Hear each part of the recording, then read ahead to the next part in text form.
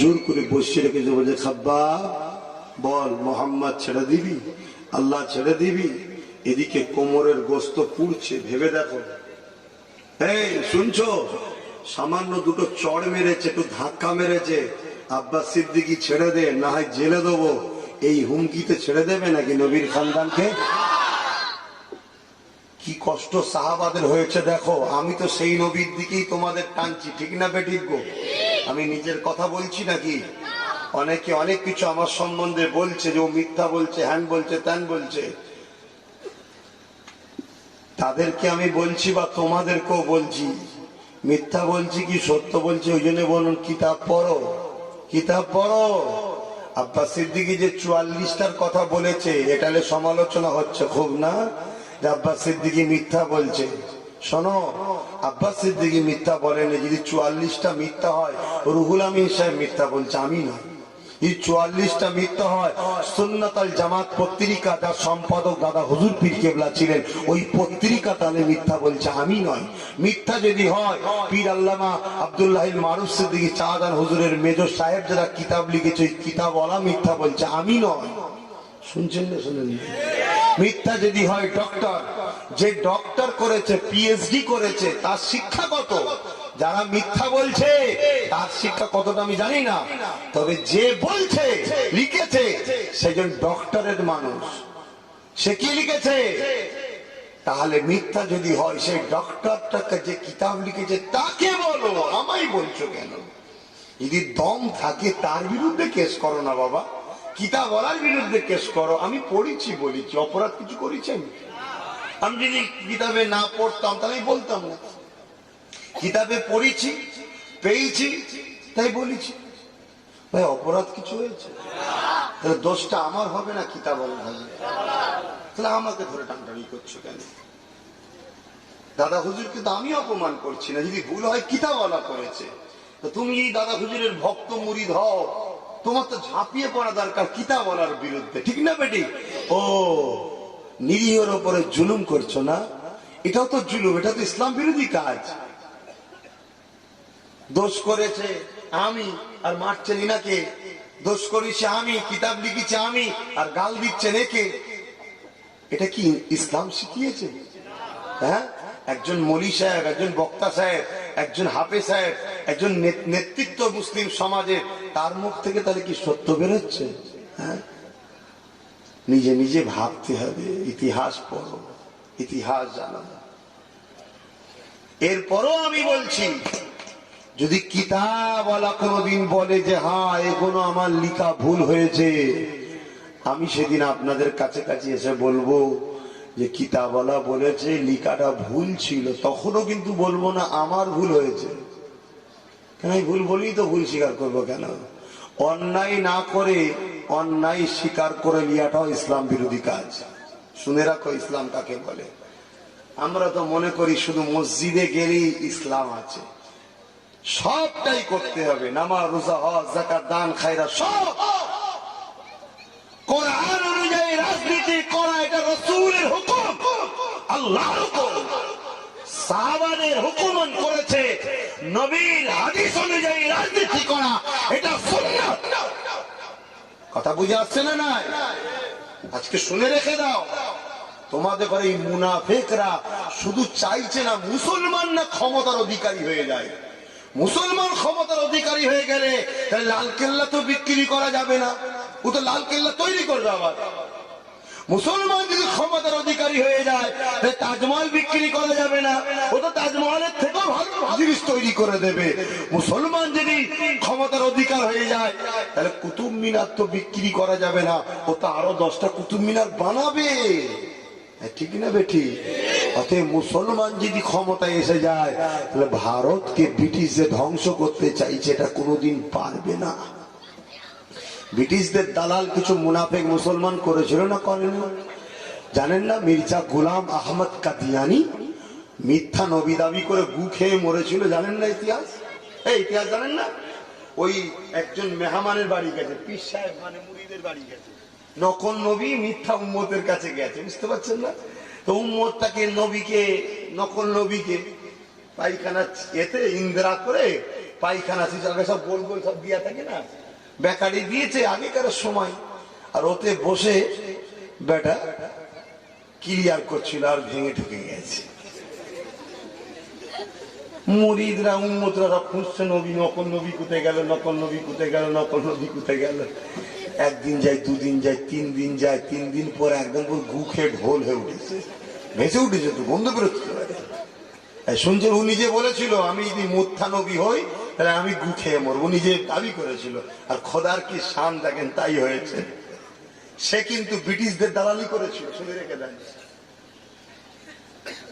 তাহলে আজও কিছু মানুষ চাইছে না যে মুসলমান শক্তি তৈরি করুক। আর যখনই মুসলমান একতা হয় তখনই মুনাফেক মুসলমানদের হাতে অশুভ লোকেরা তারা কিছু টাকা দেয়, টাকা দিয়ে বলে যেমন হোক করে ফতোয়া দাও, যেমন হোক করে মুসলমানদের এই শক্তিটাকে ভেঙে দাও। সেও চিন্তা করে আমিও তো বেশ ভালোই আমদানি করে নিলাম, মুসলমান জাহান্নামে যায় চাকরি যাক, আমার তো মাল পানি হয়ে গেছে। ব্যাস সে তখন এবারে উঠে পড়ে কাঁচা বেঁধে লেগে যায়। শুনছেন না?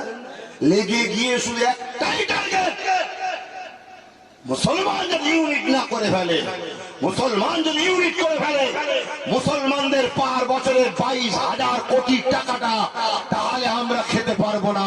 তাতে 50 কোটি কাউকে দিয়ে যদি মুসলমানদের ইউনিট ভাঙানো যায়, যাকে যাক 50 কোটি, কিন্তু মুসলমানদের একতা বন্ধ করো।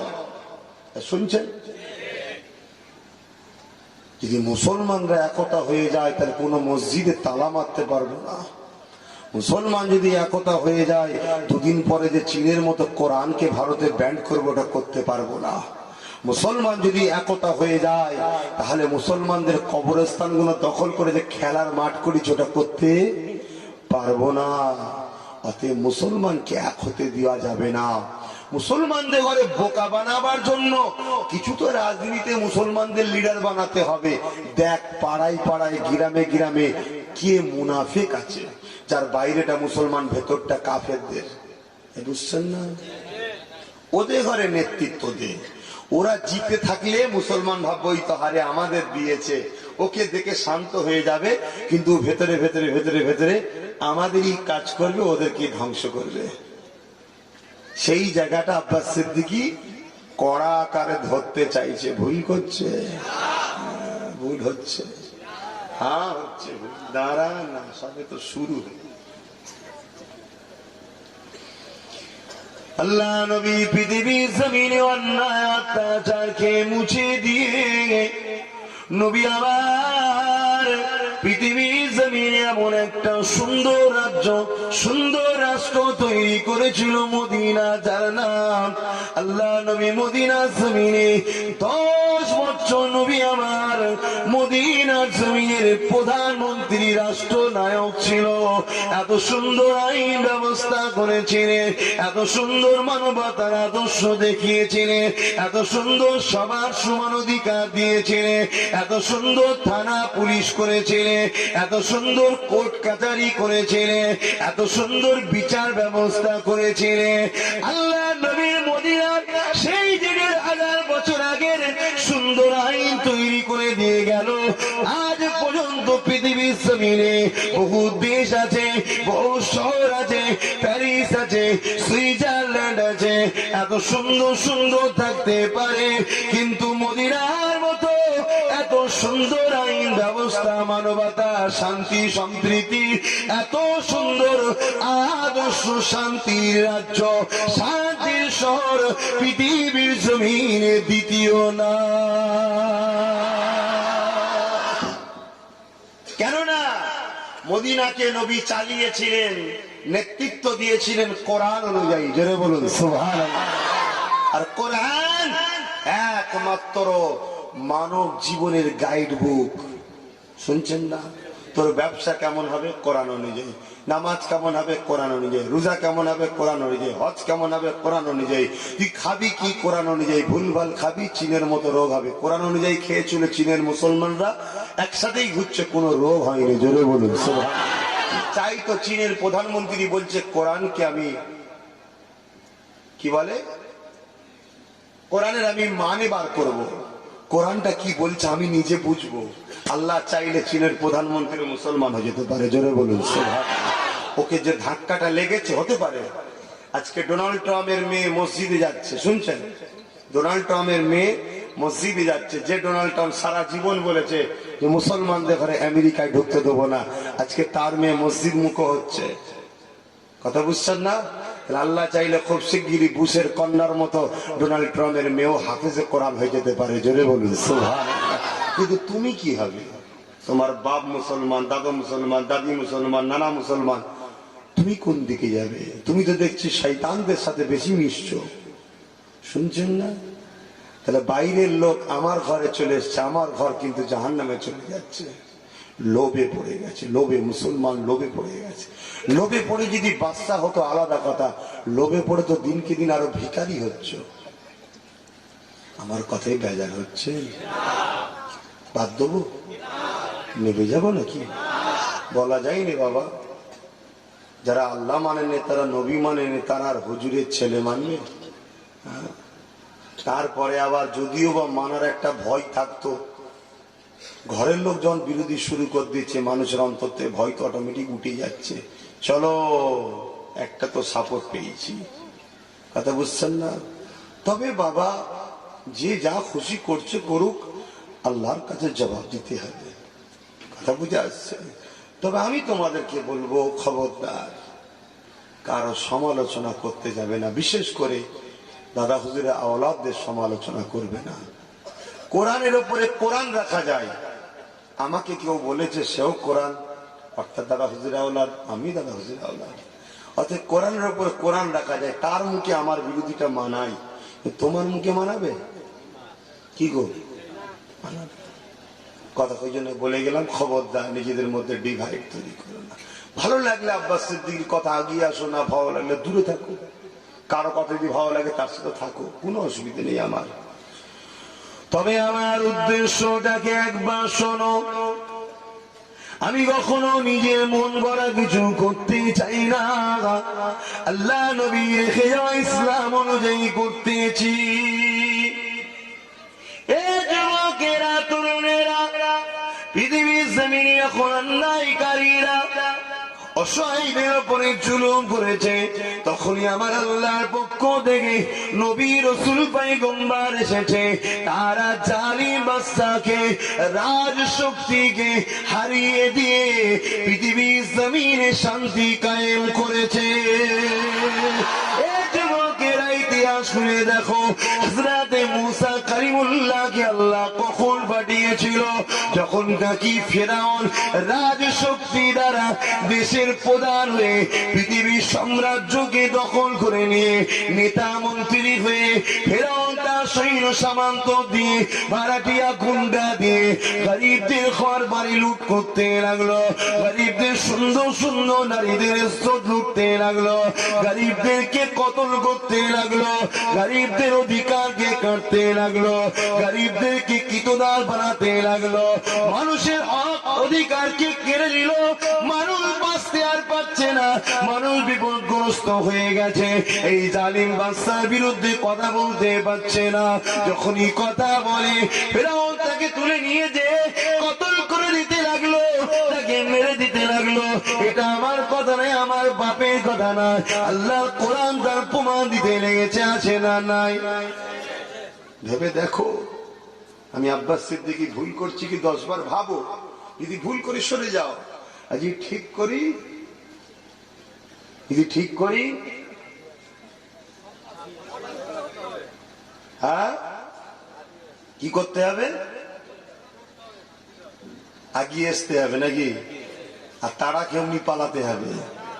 বা কেউ যদি একটু ভুল বোঝাবার চেষ্টা করে আমার সম্বন্ধে, হ্যাঁ মিথ্যা কথা বলে অমনি মন খারাপ করে, তার বিরুদ্ধে লেগে যেতে হবে নাকি? এত কমজোরি ইমান তোমাদের?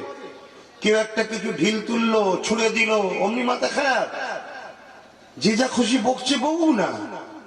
তুমি যখন দেখে নিয়েছো যে না আমাদের ভাইজান যখন ঠিকই আছে, তাহলে অত মন খারাপের কি আছে? অত কমেন্ট করার কি আছে? অত গিয়ে আমাকেই শোনাবার কি আছে? অমুকেই বলেছে, অমুকেই বলেছে। তার কথাটা কি তোমার পছন্দ হয়ে গেছে? আমি কি ভুল? জোরে বল, আমি কি ভুল? এখন আমার সামনে বলছো না, কালকে আবার এসে যদি বলে ওটা মিথ্যা কথা, ঠিক না বেঠিক, আবার তখন বলবে ঠিক। ভালো চালাক হয়েছে। ওর থেকে সবথেকে উত্তম হলো কাতার ভাগ কর দাও। কথা বুঝতে পারছো নি? যে যারটাকে নিয়ে থাকো, যেখানে দেখবে যে না বাবা এখানে গেলে কি শপথ নিয়ে দেবে, সে ছেলে বিপদে পড়ে যাবো, হুজুরের ছেলে সামনাসামনি বলতে পারবো না যে না হুজুর আমি নেই তোমার সাথে, অতএব সেখান থেকে আগে সরে যাও। এখনো তোমাদের সময় আছে, কেন আমি লাস্টে হাত পা তুলে হয়তো কিছু শপথ টপথ করাতে পারি, এখনো সময় আছে, টুক টুক টুক টুক করে কেটে পড়ো। আর যদি মনে হয় যে না আব্বাস সিদ্দিকী আমাদের জন্যই করছে, ঠিক করছে, কোরআন অনুযায়ী শরিয়ত অনুযায়ী দাদা হুজুরের নীতি আদর্শ অনুযায়ী করছে, তাহলে চেপে চেপে বসে থাকো। কথা বুঝছেন না, বোঝেন না? মুরিদ খুব নিজেকে চালাক মনে করছে, মুরিদ নিজেকে খুব চালাক মনে করছে, কিন্তু না রে বাবা, তোদের বিপদ খুব ঘনিয়ে এসেছে, খুব কাছে এসে গেছে বিপদ। তবে হ্যাঁ, এই বিপদ থেকে মুক্তির রাস্তা আছে। নিজেদের ঘরে জীবনী পড়তে হবে, বিশেষ করে তুমি যে দাদা হুজুরের মুরিদ, তোমার পীরের জীবনী তো তোমাকে জানা দরকার। হ্যাঁ, জমিয়তুল উলামা পক্ষ থেকে দাদা হুজুর কি করেছে না করেছে, 44টা দিয়েছে কি দেয়নি, সাপোর্ট করেছে কি করেনি মুসলিম লীগকে, এবং কৃষক পূজা পার্টি, কৃষক পূজা পার্টি, সব পার্টির নাম শুনেছো তোমরা? জন্মই হয়নি তো, ইতিহাস করলে তবে তো শুনবে। তাদের কিছু কিছু নেতাকেও, লিডারকেও দাদা হুজুর সাপোর্ট করেছে কি করেনি। পুরোপুরা 3 দিন ইসালে সাহাবে দাদা হুজুর স্পেশাল করে রান্না করতো আলাদা, এবং জায়গা করে রাখতো এমএলএ এমপিদের বসার জন্য, এসব করেছে কি করেনি দেখো। যখনই ধরা পড়ে গেছে তখন বলছে দাদা হুজুরের কি 5 আওলাদ বোঝেনে, তারা তো কই করেনি, তারা কি বাপের অসম্মান করেছে। তাহলে এবারে 5 হুজুরের জীবনী করতে হবে। কি 5 হুজুরের মধ্যে বড় হুজুরের জীবনী দেখো। বড় হুজুর পীর কেবলা বলেছে কোরআন সুন্নাহ অনুযায়ী রাজনীতি করা জায়েজ, একে যে খারাপ মনে করে সে মূর্খ। শুনছেন না? শুনলেন? এবারে শোনার পরে কালকে বলেছে আমি সব থেকে বেশি জীবনী পড়েছি, পড়তে পারেন, ওই জায়গাটা আল্লাহ আপনাকে দেখাইবে। কথা বুঝছেন না, বোঝেন না? আর যদি আমি ভুল বলে থাকি, আমার ভুল নয়, লেখকের ভুল হবে, কেন লিখেছে লেখক, আমি নই, কিতাব আমি লিখিনি। কথা শুনছেন তো? খারাপ লাগছে? কি করব বা কি করব, তোদের জন্য না লড়লো। আমি তো চোখের সামনে দেখছি মসজিদ গুলোকে সব ভেঙে ফেলার প্ল্যান হচ্ছে, আমাকে তো লড়তেই হবে না। আর রাজশক্তির বিরুদ্ধে লড়তে গেলে ওসিলা হিসাবে রাজশক্তি দরকার। রাজশক্তির বিরুদ্ধে লড়তে গেলে ওসিলা হিসাবে রাজশক্তি দরকার। কেন আমরা তো নবী নয় যে নবীদের উপরে আল্লাহ তো খাস রহমত থাকে, কি ওসিলা হিসাবে একটা পাওয়ার তো দরকার। তাই আমি ভেবেছি, জনগণের কাছে বলেছি, জনগণ নেবে কি নেবে না জনগণের ব্যাপার। দাদা হুজুরের বাড়িতে 1500 পুলিশ এসে গেল, ওটা দাদা হুজুরের অপমান নয়? হ্যাঁ, আজ পর্যন্ত কোন মায়ের লাল পেরেছে? ব্রিটিশ পেরেছে, কংগ্রেস বাম পেরেছে, কিন্তু টিএমসি সরকার সে ক্ষমতাটা দেখিয়ে দিল। টিএমসি সরকার ক্ষমতাটা পেল কি করে? সর্ষের মধ্যে যদি ভূত ঢুকে বসে থাকে, তাহলে ওই সর্ষে দিয়ে কখনো ভূত ছাড়ানো যাবে না। এত বড় সাহস হলো কি করে? আর তোমরা ভেবে দেখো, তোমরা ভেবে দেখো, এই দাদা হুজুরের বাড়িতে সরকার পুলিশ পাঠাতে পারে, তোদের ঘরগুলো থেকে বার করে ক্যাম্পে নিয়ে যেতে সরকারের অসুবিধা আছে? তোরা কোথায়? তোরা স্বাধীন আছিস? হ্যাঁ, এরপরও যদি মনে করো না আমাদের কিছু করার দরকার নেই, কিছু করার দরকার নেই, দরকার নেই, কি করবো আমি? আমার কি করার আছে? আমি তোকে জোর করছি নাকি? আমার কথা না শুনলে তোকে জবাই করে দেবো, পিটবো, সব বলেছি? আমি একটা পরামর্শ দিয়েছি, এ দিবার অধিকার না? আমার বাপ দিয়েছে, আমার দাদু দিয়েছে, আমার মুজাদ্দেদ জামান দিয়েছে, তার উত্তরসূরি হিসাবে এখন আমি ডাক্তার, রুগী তুমি, তার রুগীর রোগ অনুযায়ী আমি ওষুধ দিতে পারি না? সেই তোমার আব্বা তার দাদু, তুমি ছোটবেলায় দেখেছিলে তোমার দাদু দাদা হুজুরের কাছে যে বলতো হুজুর আমার জ্বর হয়েছে, দাদা হুজুর বলতো ভাত খাবিনি আর গোসল করবিনি। এখন তোমার নাতির জ্বর হয়েছে, আমার কাছে এসেছে, আমি এখন বলেছি ঘন ঘন গোসল কর আর ভাতটা খা, তুমি ঝগড়া করবে নাকি আমার সাথে? তুমি যদি বেশি বুঝে যেতে তাহলে আমার কাছে এলে কেন? কি গো, আমি তো বুঝেছি সিচুয়েশন অনুযায়ী। তখন 3 তালাক নিয়ে কেউ লড়ে নে, তখন বলে নে মুসলমানদের ঘাড়ে লাথি মার করে দেবো। তাই আমার ছোট হুজুরের প্রয়োজন হয়নি বলা, ঠিক না বেটি? ছোট হুজুরের সময় বলেছিল নাকি মুসলমানদের ঘাড়ে লাথি মেরে বার করে দেবো? এনআরসি সিএনপিআর হয়েছিল নাকি? তখন বলেছিল নাকি 3 তালাক তুলে দাও, মসজিদের মাইক বন্ধ হয়ে যাবে, আজান হবে না, 3000 মসজিদকে আরো ভাঙবো আরএসএস বলছে, এরকম বলেছিল? পরিস্থিতিকে সামনে রেখে ট্রিটমেন্ট করতে হয় কি? তো পরিস্থিতিকে সামনে রেখে আমি দেখছি এই ছেলেগুলোর ভবিষ্যৎ মাথা তুলে বাঁচতে গেলে ওসিলা হিসাবে বাঁচাবার মালিক সবাই বলে ওসিলা। আল্লাহ বলেছে বান্দা তোমরা হিকমতে কাজ করো। সেই জায়গায় আমি চিন্তা করলাম যাকে সাপোর্ট করি সেই জিতে গিয়ে আমার মসজিদে তালা মারে, যাকে সাপোর্ট করি সেই জিতে গিয়ে বলে মসজিদের সন্ত্রাস হয়। তা বলো দেখি না, আমি ইনাকে সাপোর্ট করলাম, ইনি জিতিয়ে দিয়ে মসজিদের তালা মারে, উনি একা জাহান্নামে যাবেন, আমি জান্নাতে যাবো মনে হচ্ছে তো নাকি? হ্যাঁ, তাই আমি ভাবলাম যে চলো কাফের মুনাফিক বেঈমানকে তো 73 বছর সাপোর্ট করলাম, বাংলার মুরিদদের বুঝিয়ে দেখি একবার আওলাদের রাসূলকে সাপোর্ট করে কি। তাই বলেছি আমি, এটা এত বড় অন্যায় করে ফেললাম। ই আল্লাহ, কাদের ঘরে নিয়ে চলি। এরপরও যদি অন্যায় করে থাকি, তুমি যদি আমার বুজুর্গ হও, তুমি যদি আমার মুরব্বী হও, তুমি যদি আমার গার্জেন হও, তা তোমার তো উচিত আমাকে ডেকে কচি তোমার ভুল হচ্ছে, এটা করতে নেই। কোরআন অনুযায়ী নিষেধ, হাদিস অনুযায়ী নিষেধ। তখন যদি আমি বলি না তোমার কথা শুনবো না, তা তোমার উচিত কি আমাকে তেজ্য পুত্র করে দিয়া, তুমি আমার গার্জেন, বিয়াদব, বাপের কথা শুনবি, বেরিয়ে যা। কিন্তু বাপ যদি এসে মাইকে মাইকে বলে আমার ছেলে চোর, আমার ছেলে মিথ্যু, ভেবে দেখো কি ছেলে বাপ তুমি দিলে। কথা বুঝছো না? কি ছেলে বাপ তুমি মানুষ করলে। সেই ছোটবেলায় একটা গল্প পড়েছিলাম, একটা বাচ্চা তার খালার কাছে থাকতো, তোমরা পড়েছো কি জানি না। মাসি, খালাকে মাসি বলে তো, গায়ের মুসলমান মাসি বলে তো।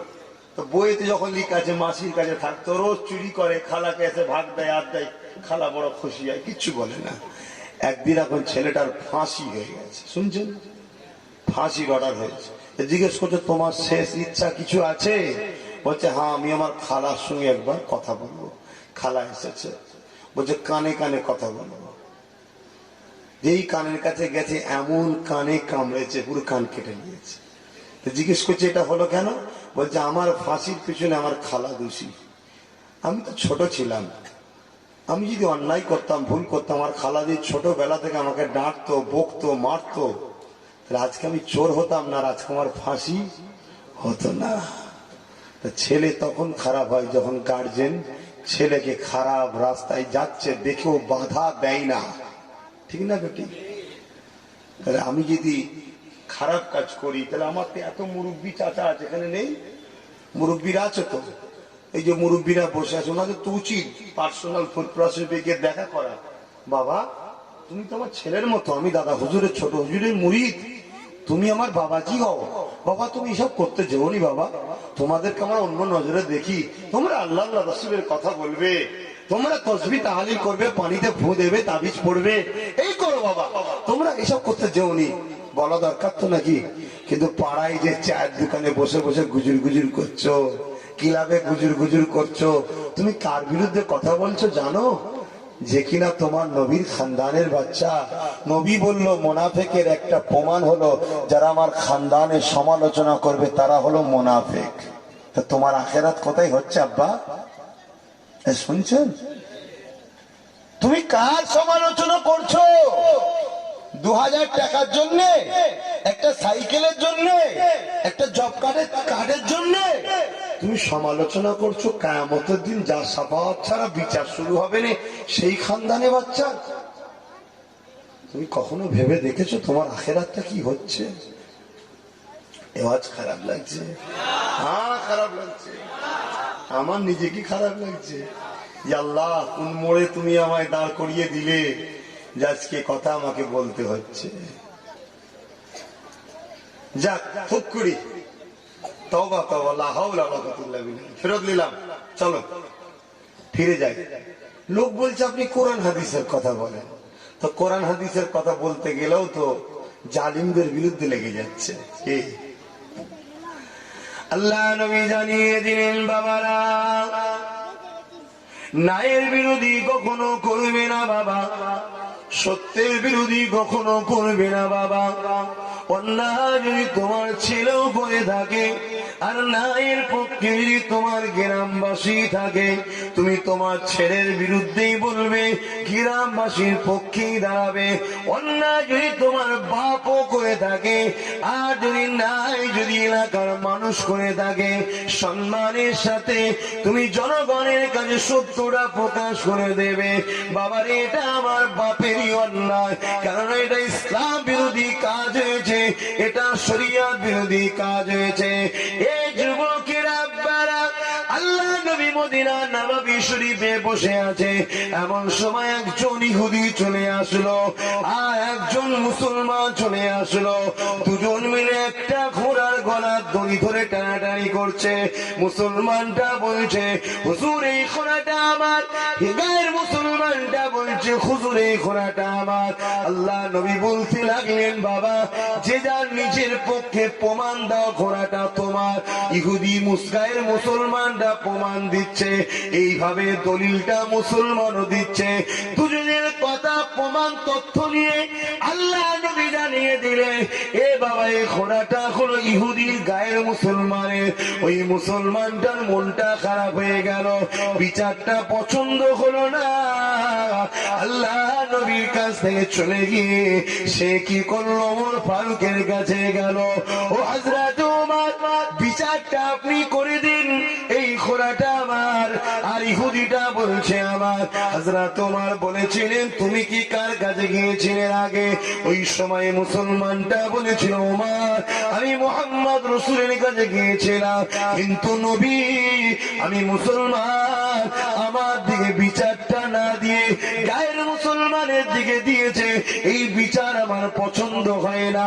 হযরত ওমর ঘরে গেলেন, ঘর থেকে বেরিয়ে এক রাতে আছে তরোয়াল নিয়ে এলেন, আর এক রাতে বেদ নিয়ে এলেন, তাকে আঘাত করতে লাগলেন আর বলতে লাগলেন, মুসলমান তাকে বলা হয় যে নবীর ফয়সালাকে মেনে না।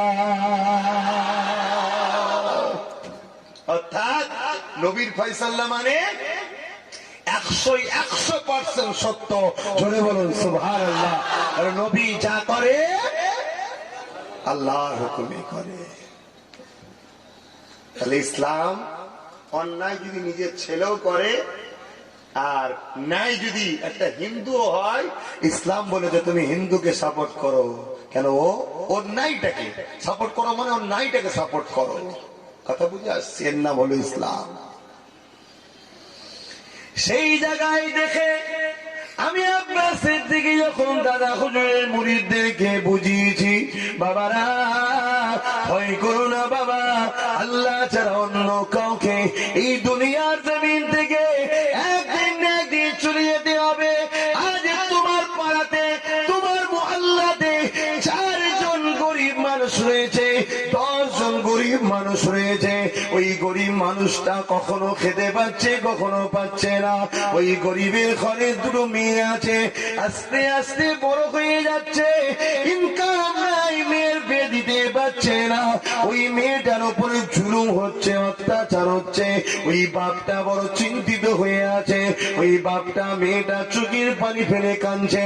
আমি তাই বাংলার মানুষকে বুঝিয়েছি, ওই বাপটার উপরে, মেয়েটার উপরে 73 বছর ধরে বাংলার মুখ্যমন্ত্রী যখন নিজে যা হয়েছে প্রতিটা রাজনীতির দলেরাই অত্যাচার করে বেড়াচ্ছে। যদি বলেন কেমন অত্যাচার করছে, ওই মাটা ওই মেয়েটার জন্য পার বছরে 4 কোটি করে টাকা অকাপ সম্পত্তির ইনকাম হয়। এই টাকা কোনো গরিবদের ঘরে না দিয়ে এই দুনিয়ার 2 নম্বর মানুষ গুলো এরা জুলুম অত্যাচার করে ওদের সম্পদ লুটে খাচ্ছে। তাই আমি আব্বাস সিদ্দিকী বলেছি, আসো একটা ঐক্য তৈরি করো, এমন করে মুসা কালিমুল্লাহ যেমন কেনার পিরিয়ডেতে ফিরআউনের হাত থেকে নিরীহ মানুষদিনকে মুক্তি দিয়েছে, আজ মুসা নবীর গোলাম তোমাদের কাছে এসে শিক্ষা দিচ্ছে। যেমন ইব্রাহিম খলিলুল্লাহ নমরুদের হাত থেকে তার কওমের মানুষকে, সেই পিরিয়ডের মানুষকে জুলুম অত্যাচার থেকে মুক্তি দিয়েছে, আজ সেই ইব্রাহিম খলিলের বাচ্চা তোমাদের শিক্ষা দিচ্ছে। যেমন মুহাম্মদ রাসূলুল্লাহ তার কওম অর্থাৎ ইসলামের অনুসারী আমাদের মুসলমান করেতে আবু জেহেল উতবা সাইবার হাত থেকে মানুষকে যেমন মুক্তি দিয়েছে, অসহায়দের নাজাত দিয়েছে, আজ সেই নবীর গোলাম নবীর খানদান তোমাদের এখনো শিক্ষা দিতে লেগেছে। আমার আবু বকর যেমন ব্রিটিশদের হাত থেকে এবং জালিম রাজাদের হাত থেকে এই বাংলার মানুষকে মুক্তি দিবার জন্য লড়েছে, আজকে সে আবু বকরের সন্তান তোমাদের কাছে এসে বলতে লেগেছি, আসো একটা পাওয়ার ঐক্য তৈরি করো, যেখানে আমাদের এলাকার গরিব মেয়েদের বিবাহ জন্য তার বাপকে যেন আর চিন্তায় না কানতে হয়।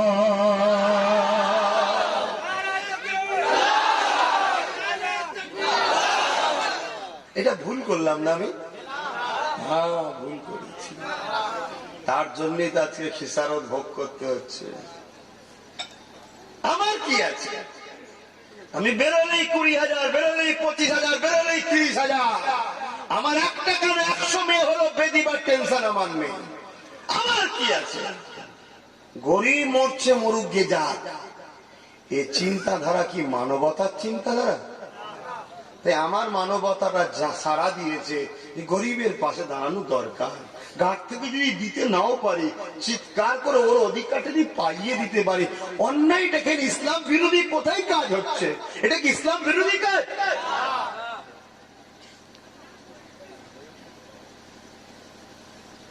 একটু ঠান্ডা বলো, ভুল করছি? তাহলে কি বন্ধ করে দেবো না চালাবো? তাহলে আমি একা চিল্লালে হবে? একা লড়লে পাওয়ার হবে? যেমন আমার নবীর সাথে সাহাবা হুজুররা সাথ দিয়ে জীবন দিয়েছে, নবী ছাড়েনে। আজকে সেই সাহাবাদের দিকে খেয়াল করে নবীর গোলাম আমি ডাক দিচ্ছি, আসো রাসূলুল্লাহর রাস্তাতে আমরা গরিবদের উপরে যে জুলুম অত্যাচার করবে, জালিমদের বিরুদ্ধে লড়ে গরিবদের বাঁচাবো, নবীর গোলামের সাথ ছেড়ে দেবে না তো? কথা দিচ্ছ তো নাকি? হাত তুলে দেখাতে হবে না? হাত তুলে দেখাবার দরকার নেই, এখান থেকে বলো, এখান থেকে বলো। কেন? আমি বিশ্বাস করে তোমাদের মুখের কথা শুনেই খুশি হচ্ছি, কিন্তু এখানে যদি ভুল থাকে আমার আল্লাহ পাক জানবে না যে হারে আমার বান্দাটাকে তুই ধোঁকা দিচ্ছিস? আল্লাহ বিচার করবো তো, তখন ক্ষতি হবে। তাতে না সাথ দিতে বড় ক্লিয়ার বলে দাও যে ভাইজান আমি পারবো না, আমি কাউকে জোর করছি। আমি কখনো বলেছি কাউকে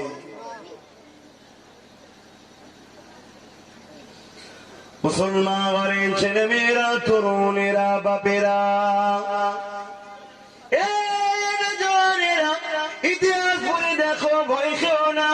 তুমি যদি ন্যায়ের দিকে দেখো, তুমি যদি সত্যর দিকে দেখো, তুমি যদি মানবতার দিকে দেখো, তুমি যদি ইনসানদের ইনসানিয়াতের দিকে থাকো, তুমি যদি গরিবদের ইনসাফের দিকে থাকো, আল্লাহর রহমত তুমি পাবে, চিন্তার কোনো কারণ নেই গো।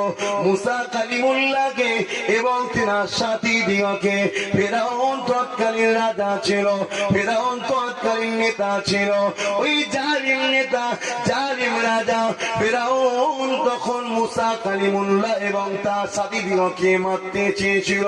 কেননা মুসা কালিমুল্লাহ যখন বলেছিল, এ ফেরাউন লোকের উপর ইনসাফ কর, আইন বিচার ঠিক করে কর। কেন লোককে মিথ্যা মিথ্যা ভাবে মারছি? কেন লোকের সম্পত্তিকে দখল করে নিচ্ছে? কেন গরিবের হক দিচ্ছিস না? তুই রাজা হয়ে নেতা হয়ে বসে আছিস, তোর পূজারা খেতে পাচ্ছে না, কেন সবাইকে সমান মর্যাদা তুই দিচ্ছিস না? মুসা কালিমুল্লাহ যখন এই আওয়াজ শুনেছিল, কেন মানুষকে স্বাধীনভাবে এক আল্লাহকে মানতে দিচ্ছিস না? কেন সে তার প্রভুকে ডাকবে, এই জায়গায় তুই বাধা দিয়ে নিজেকে কেন খোদা দাবি করলি? এই ফেরাউনের মিথ্যার বিরুদ্ধে, ফেরাউনের অত্যাচারের বিরুদ্ধে, ফেরাউনের জুলুমের বিরুদ্ধে মুসা কালিমুল্লাহ যখন আওয়াজ শুনেছিল, ওই সময় দেখা যায় এমন করে ফেরাউন সৈন্য সামান তল্লিয়ে, পুলিশ নিয়ে, মিলিটারি দিয়ে মুসা কালিমুল্লাহ এবং তার কওমকে দমাতে চেয়েছিল। রাষ্ট্রে এমন দমাতে চাইল, জানে পর্যন্ত মারতে চাইল। আরে আল্লাহ সত্যের দিকে, আল্লাহ ন্যায়ের দিকে, আল্লাহ হকের দিকে, আল্লাহ বা মুসা কালিমুল্লাহর দিকে, তার সাথীদের দিকে। সঙ্গে সঙ্গে দেখা যায় ফেরাউনকে আল্লাহ নেস্তেনাবুদ করে দিল, পানিতে চুবিয়ে চুবিয়ে। আমার আল্লাহ মুসা কালিমুল্লাহ এবং তার সাথী দিগকে আল্লাহ পাক হিফাজত করে দিল। ভয় খাবার কিছু আছে? চিৎকার দেওয়ার আছে? ভয় খাবার কিছু নেই। জালিমদের সাথে সাথ দিয়ে জীবনে বেঁচে থাকা যায় নাকি? যদি মনে করো যে ভাই জালিমদের বিরুদ্ধে গেলে মেরে দেবে, আর জালিমদের সাথ দিলে কি সারা জীবন বেঁচে থাকবে নাকি? আর জালিমদের সাথ দিলে পরকালে কঠিন জাহান্নামে যেতে হবে, আর জালিমদের বিরুদ্ধে কথা বললে পরকালে চির শান্তির জান্নাত পাবে। জোরে বলেছে। তাহলে বলো, ভেবে দেখো আব্বাস সিদ্দিকী যেটা করছে, করবে কি দেখো। যদি কেউ বাদ যাও, দেরি করো না, সবাই ফুরফুরা শরীফ আহলে সুন্নাত ওয়াল জামাতের মেম্বার হও। আছি আছি, আমি তো ছিলাম। ও কথা বিশ্বাস করা যাচ্ছে না বাপ। আমার আল্লাহ সবার অন্তরের খবর জানে। তারপরও আল্লাহ বলেছে, বান্দা আমার রাস্তায় মাল দে আর জান দে, তার বিনিময়ে জান্নাত নে। আল্লাহ জানে না কে কে ভালোবাসে? আল্লাহ কেন বললো জান দে মাল দে? প্র্যাকটিক্যাল দেখাতে হয়। তা আমাকে ভালোবাসে সবাই বলে, আমাকে ভালোবাসে সবাই বলে, ঠিক না বেটি? কিন্তু আমি চাই তোমরা প্র্যাকটিক্যালে দেখাও। সে দেখানোর প্রথম ঘাঁটি হলো কি? ফুরফুরা শরীফ আহলে সুন্নাত ওয়াল জামাতের মেম্বারের নাম লিখাও। কথা শুনছো? যদি তুমি আমাকে ভালোবাসো, বিশ্বাস করো, তাহলে আমার জবানের কথাটা তো তোমাকে মেনে নিতে হবে। তো প্রথম তোমাকে আমার দাবি হলো, হুকুম হলো, তুমি আহলে সুন্নাত ওয়াল জামাত এই সংগঠনের নাম লিখাও। তাহলে জানবো, হ্যাঁ তুমি আমায় ভালোবাসো, আমার কথা শুনতে চাও, তুমি আমার সাথে আছো। তাহলে তোমার কিছু হলে আমারও দায়িত্ব তোমার পাশে দাঁড়ানো, তোমার জন্য আল্লাহর কাছে হাত তুলে দোয়া চাওয়া, এবং স্বার্থ মতো তোমার জন্য আমাকে চেষ্টা করা। ঠিক না বেটি? হাসেন চলে আসে, ইব্রাহিম খলিলুল্লাহর দিকে এগিয়ে যায়। হযরত ইব্রাহিম খলিলুল্লাহ দুনিয়া জমিনে আসলেন। দুনিয়া জমিনে ইব্রাহিম খলিল দেখতে লাগলেন নমরুদ নামক একটা রাজা রয়েছে, রাজ শক্তি প্রয়োগ করে নিরীহ মানুষের উপরে জুলুম করতে লেগেছে, এমন নিজেকে খোদা বানিয়ে দিয়েছে। আজকে যেমন আমার ভারতবর্ষের অবিশ্বাস নিজেকে প্রভু বানাতে চাইছে। মোদি নয়, মেন শয়তান তো মাথা মুটাটা।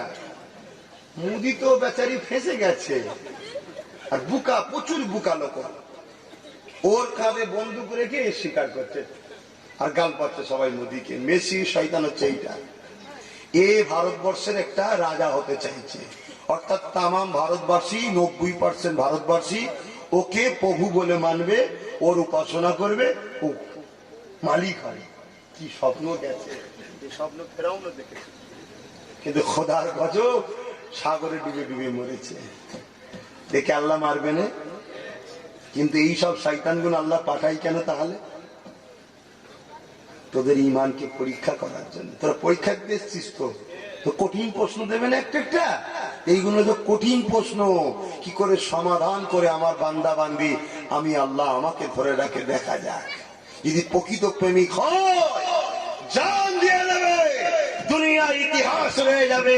দেখে রে আমার বেলাল কত মার খেয়েছে, আমাকে ছাড়েন এই বেলাল আমার প্রেমিক, আজও সবাই জানে। জোরে বলুন সুবহানাল্লাহ। আজ আল্লাহ যদি আমার তকদিরে রাখে আমিও জান দিয়ে দেবো, আল্লাহ ছাড়বো না, অন্যায়ের কাছে মাথা নত করবো না। আমি চলে যাওয়ার পরও পৃথিবীতে ইতিহাস লিখা হবে, সেখানে লিখা হবে আল্লাহর প্রেমিক আব্বাস সিদ্দিকীর নামটা সেদিন থাকবে। এটাই হলো ইমানের পরীক্ষা, ঠিক না বেঠি?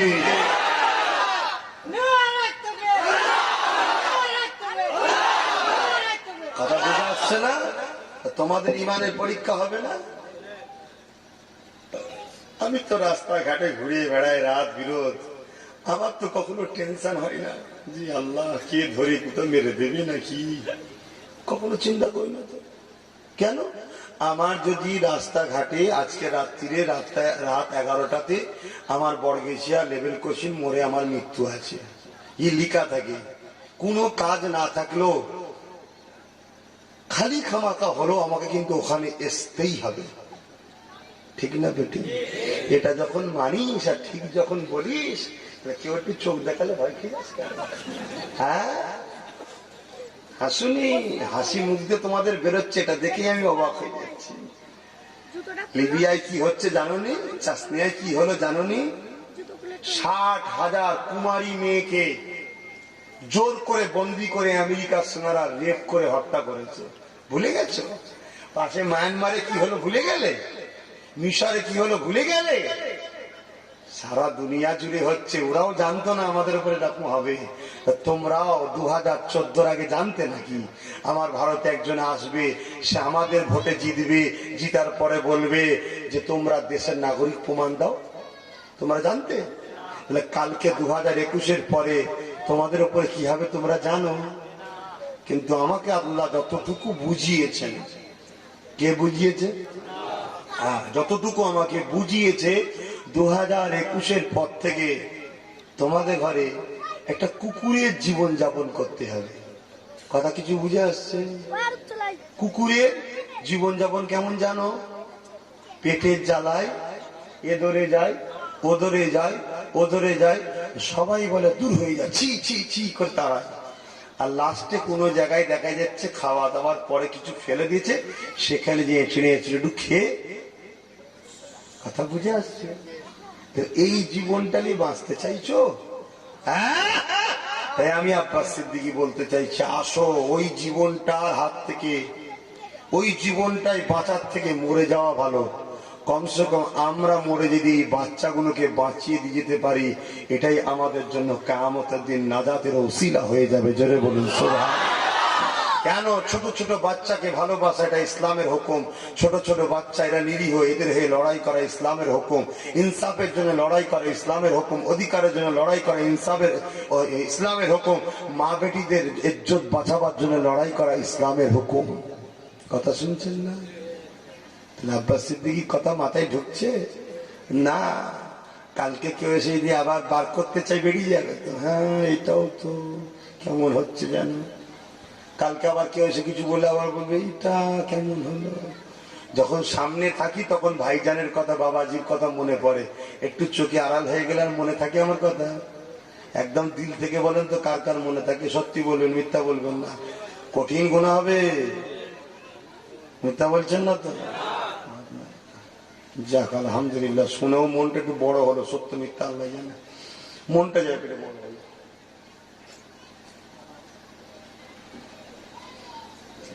তবে বিশ্বাস করি একেবারেই যে কানা কড়ি করে আল্লাহ পাঠিয়েছে আমাকে তা নয়। একটু হলেও মানুষ আমায় ভালোবাসে, মানি। কিন্তু কিছু উপায় নেই আমার ভাই। আমি যে রাস্তা দেখাচ্ছি এছাড়া বিকল্প কোনো উপায় আমার হাতে নাই। এই গত কয়েকদিন আগে দত্তপুকুরে একটা ছেলে মেলায় দোকান দিয়েছিল, ওকে ক্লাবে নিয়ে যে মারতে মারতে মেরে ফেলে গলায় দড়ি দিয়ে টাঙিয়ে দিল। আমি ফোন করলাম থানাতে, দেখছি দেখছি আমার কোনো উপায় নেই। আজ যদি আমাদের 15, 20, 40, 50, 100টা যদি এমএলএ এমপি মন্ত্রী থাকতো, 44টা যদি থাকতো, তাহলে তারা তো যেত। ইমিডিয়েটলি ব্যবস্থা করো। পরের দিন বিধানসভায় গিয়ে চিল্লাতো তো, পশ্চিমবাংলায় অত্যাচার হচ্ছে, নিরীহ মুসলমানকে মারা হচ্ছে। কি গো, এটা আমাদের তো নেই কেউ। ওখানে যারা যাচ্ছে তারা তো কেউ চিল্লাই না আমাদের হয়ে। তাহলে সেই জায়গাটা আব্বাস সিদ্দিকী করতে চেয়েছে। জানি না, আমি তো আমার নজরে দেখছি ভুল কিছু করছি না। আপনারা যদি কেউ দেখেন ভুল হচ্ছে, আমাকে তো পরামর্শ দেওয়া দরকার, ঠিক না বেটি? যেটা ভুল করছেন আপনি।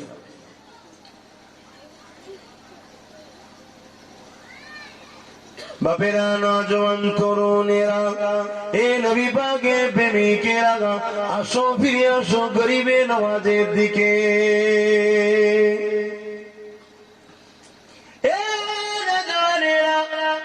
এই ভারতবর্ষের জমিনে একটা রাজা ছিল, যে নাকি গরিবদের গলাতে, নিচু জাতের লোকেদের গলাতে এমন করে দুলি মুচি মেথর এদের গলাতে ঘন্টি ঝুলিয়ে রাখত।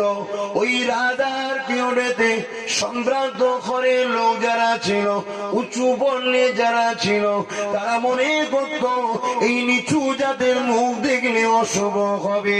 এইভাবে মানুষকে বেউজ্জতি করত, এইভাবে মানুষের উপরে জুলুম করত। তারা গরিবদেরকে যখন খুশি হত্যা করত, গরিবদের হত্যা করাকে তারা পাপ মনে করত না।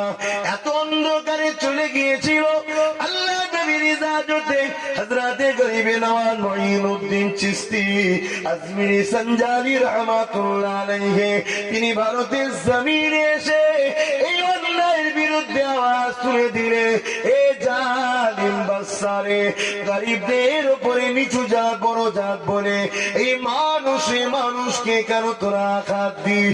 আমার ইসলাম জানিয়েছে লা ইয়ারহামুল্লাহু মান লা ইয়ারহামুন নাস, যে মানুষের উপরে দয়া করবে না তার উপরে মহান স্রষ্টা আল্লাহর দয়া হবে না। আজকে তোমার পাড়ায় যদি কোনো মানুষকে মিথ্যা কেস দেওয়া হয়, ওই মানুষটার উপরে দয়া করে ওর পাশে যদি তুমি না দাঁড়াও, আল্লাহর দয়া তোমার উপরে হবে না। আজকে তোমার পাড়ায় যদি কোনো নিরীহ লোকের ঘরকে ধরিয়ে দেয়, ওই নিরীহ লোকের পাশে যদি তুমি না দাঁড়াও, আল্লাহর দয়া তোমার উপরে হবে না। আজকে তোমার পাড়ায় যদি কোনো মানুষ আব্বাস সিদ্দিকীকে ভালোবাসে, আব্বাস সিদ্দিকীকে ভালোবাসার জন্য তাকে যদি কেউ মারধর করে, এলাকার মানুষ যদি ওই বাচ্চাটার পাশে না দাঁড়ায়, এলাকার কারোর উপরে আল্লাহর দয়া হবে না। কেননা কে কাকে ভালোবাসবে সেটা তার ব্যক্তি স্বাধীনতা রয়েছে। ভুল করলে আল্লাহ বিচার করবে, ঠিক করলে আল্লাহ নেকি দেবে। তুমি কল্যাণ সাহেব মানুষকে রুকার অধিকার তোমার নাই। আর কোরআন সত্য কথা বলে দাও, মা বাপের দায়িত্ব আছে বাচ্চাকে বুঝাবার। এ যুবকেরা, বারা তরুণেরা, তাই বলে দিয়ে যাও, শুনে রেখে দাও, আল্লাহ নবী জানিয়ে দিলেন লা ইয়ারহামুল্লাহু মান লা ইয়ারহামুন নাস, যদি কেউ মানুষের উপরে দয়া না করে তার উপরে আল্লাহ পাকের দয়া হবে না। আজকে তোমার মসজিদের ইমাম 3000, 4000, 5000 টাকা দিচ্ছ, কখনো কি ভেবেছ তোমার সংসারে মাস গেলে 15,000 টাকা খরচ হয়, ইমামের 5000-এ কি করে চলছে? কখনো কি তোমার মাথায় ঢুকেছে এই যে ইমামের উপরে তোমার দয়া নাই, এই জন্য আল্লাহর রহমত তোমাদের উপরে না? আমি আব্বাস সিদ্দিকী বলেছি, নিজের গাছ থেকে যদি দিয়ে দয়া না দেখাতে পারো, আসো সবাই এক মুঠো হয়ে যাও, আন্দোলন তোলো, গর্জে ওঠো। আমাদের পূর্বপুরুষদের রেখে যাওয়া অকাল সম্পত্তির টাকা পার বছরে 22 থেকে 30,000 কোটি, অর্থাৎ প্রতি বছরে ইমামের মাথা পিছু 4 কোটি করে ইনকাম। সেই জায়গায় বছরে ইমামকে 2,40,000 টাকা, মাইনে 20,000 করে মাসে দিতে হবে। এই দাবি করাটা কি আব্বাস সিদ্দিকীর ভুল হয়েছে? যদি ভুল না হয়, প্রত্যেকটা ইমানদার যে কবরকে ভয় করে, আল্লাহকে ভয় করে, মরতে হবে, তার উচিত তো আব্বাস সিদ্দিকীর সাথ দেওয়া। না দিয়ে বিরোধী করছে না।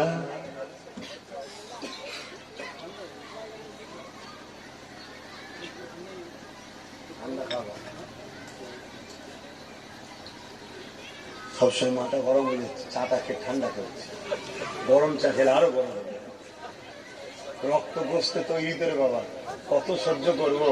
হ্যাঁ, 2013 থেকে আমার পিছনে লোক লেগেছে, 2013 থেকে লোক আমার পিছনে লেগেছে, একটার পর একটা, একটার পর একটা, একটার পর একটা। আমি কিন্তু কখনো কারো পিছনে লেগেছি দেখেছি? আমি যখনই কারো বিরোধী করেছি আল্লাহ আল্লাহ রসুলের জন্য করেছি, ব্যক্তিগত কাউকে কোনোদিন আক্রমণ করিনি। কিন্তু 2013 থেকে কিছু ব্যক্তি ছাড়া কম বেশি সবাই লেগে গেছে। আবার নতুন করে যেগুলো 2013-তে লেগেছিল না, নতুন করে 44টা বলাতে তারাও লেগে গেছে। আমি নাকি দাদা হুজুরকে অপমান করেছি। আল্লাহ আকবার।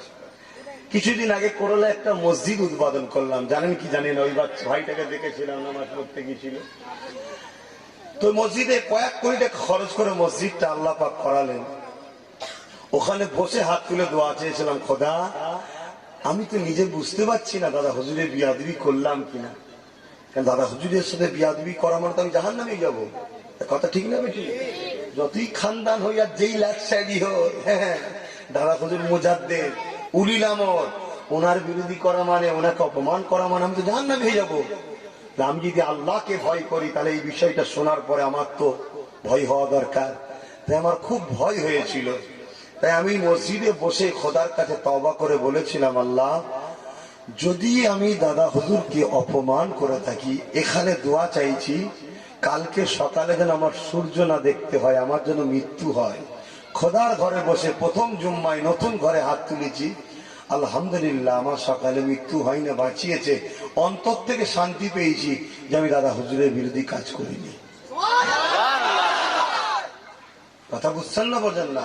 এছাড়া আমার দ্বিতীয় বিকল্প কি আছে? আমি যা পড়েছি তাই বলেছি, আমার চিন্তা যে এসছে সেটা করেছি। কেউ আমাকে বুঝাচ্ছেও না যে বাবা এটা ভুল হচ্ছে, এটা বিরোধী হচ্ছে, তারপরেও শুনছি আমি বিরোধী করেছি। সেই জায়গায় ফাইসালাটা আল্লাহর হাতে ছেড়ে দিয়ে আছে, আমার উপায় আছে, তাই আল্লাহর কাছে ছেড়ে দিয়েছি, তুমি বিচার করো। সেই বিচারটা হবে কি? দাদা হুজুরের বিরোধীর বেঁচে থাকা উচিত নয়, তুমি আমার মরণ দিও। কিন্তু আমার আল্লাহ দয়া করেছে যে আমি বিরোধী করিনি। কথা বুঝে আসছে? সেখানে অনেক লোক বসে হাত তুলে দোয়াটা শুনেছে, ওই দোয়া ক্যাসেট হয়েছে, চারিদিকে সরে গেছে। যদি আমার মরণ হয়ে যেত তার মানে সবাই দুনিয়ার জানতো আমি দাদা হুজুরের সঙ্গে বিয়াদবি করি। কি যাক, আল্লাহ আমায় বাঁচিয়েছি। খোদার ঘরে বসে প্রথম জুম্মায় হাত তুললাম।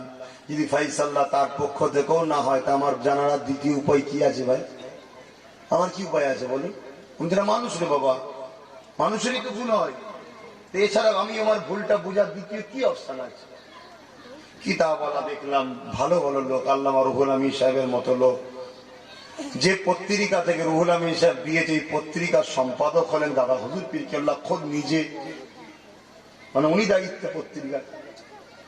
আর যে পত্রিকা থেকে আমি আরো যে কিতাবগুলো বললাম, সেই কিতাব থেকে সব রেফারেন্স দিয়ে আছে, যেগুলো সব সাহিত্যিকের কথা, ইতিহাসের কথা। ইতিহাসের তো ইতিহাসবিদরাই বলতে পারবে, ঠিক না বেটি? আমার বাড়িতে একজন মানুষ এসেছিল, আরামবাগের দিকে বাড়ি।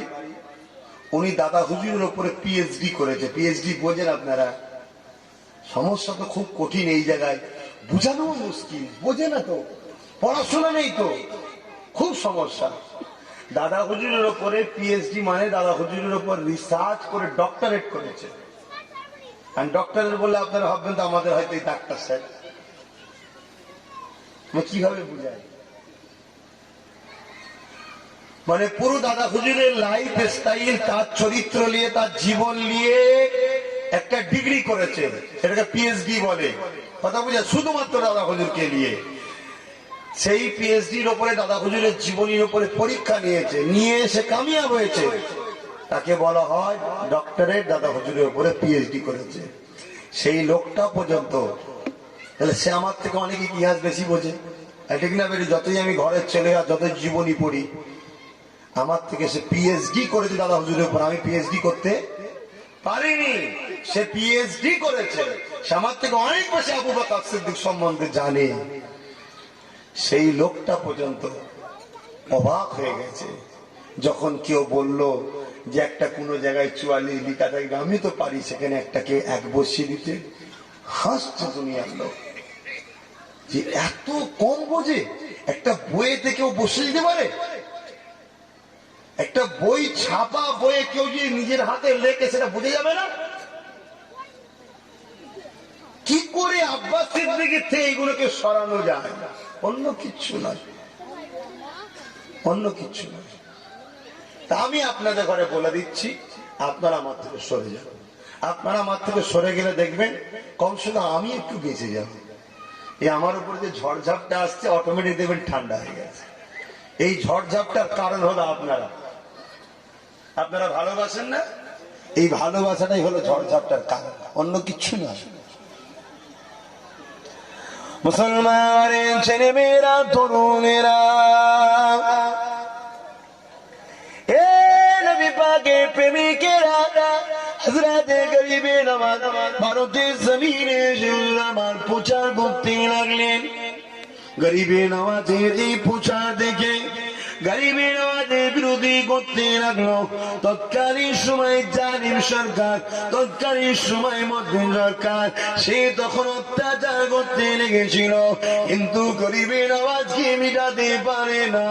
কেন? গরিবে নওয়াজ যে কাজটা করেছিল ওই কাজটা ছিল আল্লাহ নবীর হুকুমের কাজ। ওই কাজটা ছিল গরিব অসহায় দেশবাসী, ভারতীয় সাধারণ মানুষদের উন্নয়নের কাজ। মানুষকে বাঁচাবার জন্য গরিবে নওয়াজ তাদের কাছে শান্তি রাস্তা দেখিয়েছিলেন।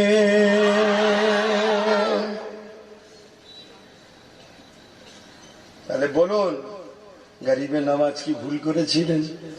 লাস্টে রাজার ক্ষমতা চলে গেল, গরিবে নওয়াজ নিজে কিন্তু গদিতে বসলেন না।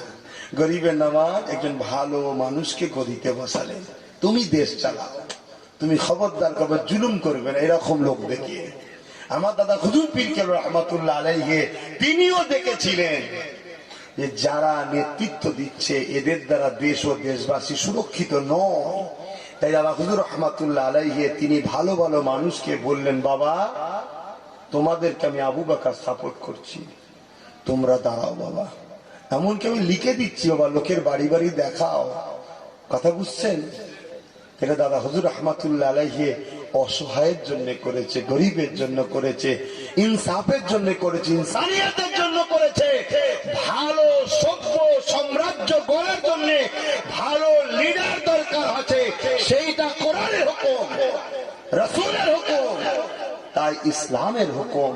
তাই আমার দাদা হুজুর রহমাতুল্লাহ আলাইহি সেটা করেছে। কিন্তু দাদা হুজুর নিজে কি গদিতে বসছিল? উনি কি নেতা হয়েছিল, রাজনীতি করেছিল? না, করেনি। আজকে তার বাচ্চা পরিস্থিতিকে সামনে রেখে আমিও দেখলাম আগামী দিন বাবরি মসজিদের কাগজ থাকার পরও, প্রমাণ থাকার পরও বাবরি মসজিদকে আমাদের দিল না। তাহলে আমাদের কাগজপত্র সব থাকার পরও মুসলমানকে সব নিজে ক্যাম্পে ঢুকাবে। কথা বুঝছেন না? অন্য জাতিকে তো ঢুকাবেই, আদিবাসী দলি সব ঢুকবে, কিন্তু আমার কমকেও ঢুকাবে। তো সেই জায়গায় এরা যখন ভালোবাসে, এদেরকে বাঁচাবার জন্য আমি দেখলাম ওসিলা হিসাবে আমাদের 44টা যদি বার করতে পারি 2021-এ, তাহলে 44টা বাঘ বাচ্চা লড়বে আমাদের হয়ে, আমাদের ঘরে কিছু করতে। ওই 44-এর ওসিলায় আল্লাহ ইবাদত করবে। এই 44 তো সেরকম লোক দাঁড়াবে যারা সভ্য হবে, ভদ্র হবে, জ্ঞানী হবে, চরিত্রওয়ালা হবে, মানব প্রেমিক হবে। এটা কি আব্বাস সিদ্দিকী অন্যায় করে ফেললো? জোরে বলো।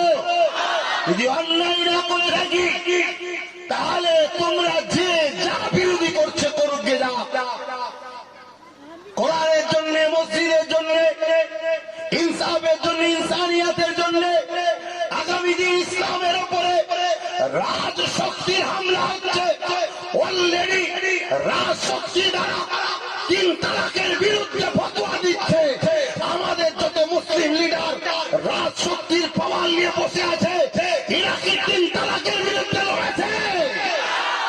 আমাদের নিজেদের মধ্যে থেকে ইমানদার নেককার পরেজগারকে দাঁড় করিয়ে ইসলামের হয়ে, গরিবের হয়ে, শান্তির হয়ে, নামাজ মসজিদ হয়ে আমাদেরকে রাজশক্তি দখলের দরকার আছে না? চিৎকার যে যতই বাধা দিক না কেন কারো বাধা আমরা মানতে রাজি নয়। আমরা দিদির বিরুদ্ধেও নয়, দিদির পক্ষেও নয়। কেউ পক্ষে থাকতে পারে, সে থাকবে যাক। কেউ বিরোধী থাকবে যাক, সেটা দিদি আছে বুঝে নেবে। আমরা দিদির বিরুদ্ধে নয়, দিদির পক্ষেও নয়, ঠিক না বেটি? দিদি যদি মনে করে আমাদেরকে তিনার পক্ষে দরকার, তাহলে আমাদের 5টা দাবি দিদিকে মানতে হবে, ঠিক না বেটি? বনগাঁয়ে একটা মাতুয়া বলে ধর্ম আছে। হাই রে আল্লাহ, আহারে মুসলমান, আমাদের নিজেদের মুনাফিকদের জন্য আমরা শেষ হয়ে গেলাম। বনগাঁয়ে একটা মাতুয়া ধর্ম আছে। মাতুয়া এক ভাই বিজেপি করে, এক ভাই টিএমসি করে। বিজেপি এসেও সাজাচ্ছে, টিএমসি এসেও সাজাচ্ছে। একটা কেউ ঝগড়া করেন ওদের মধ্যে, কেউ করে না। শুনছেন না? 1% দিদি 2টো এমএলএ দিয়েছে। কটা? 1%। দাদা হুজুরের 24%, তাহলে 48টা তো এমএলএ দেওয়া দরকার। ওকে দিয়েছেন, দাদা হুজুরকে দেবেন না কেন? অথচ আপনি নিজেই স্বীকার করেছেন যে মুসলমানদের ভোটেই আমি জিতি, তাহলে কেন দেবেন না? এই চাওয়াটা কি আব্বাস সিদ্দিকীর অপরাধ? এই চেয়েছি বলে আজকে কিছু মানুষ পাড়ায় পাড়ায় তারা মুসলমান দাবি করে আমার সমালোচনা করছে। নবীর বাচ্চার যারা সমালোচনা করে, নবীর খানদানের যারা সমালোচনা করে, নবী তাদেরকে কি বলেছে? মুনাফিক। এই মুনাফিকদের সাথে থাকলে আপনারা জীবনে ইজ্জতের সাথে মাথা তুলে বাঁচতে পারবেন। কালকে এই মুনাফিক গুণ আপনাদের ঘরে বিক্রি করে দেবে, এনআরসি হলে আপনারা বাঁচবেন। এদের কি যায় আসে? এদের কি যায় আসে? যারা মসজিদ বিক্রি করে দেয়, মাদ্রাসা বিক্রি করে দেয়, মানুষ বিক্রি করে দেয়, যারা মিথ্যা মিথ্যা মামলায় মানুষকে ফাঁসায়, যারা মানুষকে হত্যা করে দেয়, এরা কি ইসলামের মধ্যে আছে? এরা তো অলরেডি বেরিয়ে গেছে। কালকে যখনই এনআরসি শুরু হবে, সিএ হবে, এরা সঙ্গে সঙ্গে ঠাকুর ঘরে তুলে দিয়ে সিঁদুর লেগে দিয়ে বসে থাকবে। তোমরা পারবে? এদের পাল্লাই পড়ে ভয় খেয়ে চলে গেলে হবে না। তাই প্রত্যেকটা পাড়ায় পাড়ায় 30, 40, 50 জন করে যুবক এক হও। ও যদি তোমাকে চোখ দেখায় একটা, তখন তুমি 2টো চোখ দেখাবে। আর ও যদি চোখ না দেখায়, তুমি খবর দাও, কিছু বলবে না, ওর সাথে মিলেমিশেই থাকবে। আজকে আমি কি বলেছি? আমি তো বলেছি আর একটা কথা সমাজে খুব প্রচার হচ্ছে, আব্বাস সিদ্দিকী যা করছে বিজেপি চলে আসবে। শুনেছেন আপনার এই কথাটা? একটু এটা বলে দিয়ে যাবো, অসুবিধা হচ্ছে না তো? কেন টাইম পার হয়ে গেছে, তারপর আপনাদের ঘর বসিয়ে রাখছি, আপনারা তো বেজার হতে পারেন। আচ্ছা বলুন তো, পশ্চিম বাংলায় বিজেপি চলে আসবে না চলে এসেছে? এটা সবাই বলবেন, এটা সত্য কথা? যারা সাক্ষী দিচ্ছেন সত্য? তাহলে চলে আসবে চলে আসবে প্রচার করছে কেন? ব্যাপারটা হচ্ছে নিজেদের অন্যায়ের বোঝাটা আমার মাথায় চাপাতে চাইছে। শুনছেন না? তাহলে বিজেপি চলে এসেছে, 42-এ 18 পেয়ে যাওয়া মানে বাকি আছে ভাই। দ্বিতীয় নম্বর কথা, পশ্চিম বাংলায় তো বিজেপি ছিল না, এলো কোথা থেকে? খুব ঠান্ডা মাথায় বুঝে দেখুন আমার কথাগুলো। আমি কিন্তু আবার বলছি দিদির বিরুদ্ধে নয়, কিন্তু আমাকে বাঁচার জন্য আমাকে ভাবতে হবে, ঠিক না বেটি? আর তার পক্ষেও কিন্তু নয়। এই যে বলছে বিজেপি চলে আসবে, তাহলে আমাকে জবাবটা দিতে হবে। যদি এটা টিএমসি লোকেরা প্রচার না করতো, তাহলে আমি জবাবটা দিতে আসতাম না।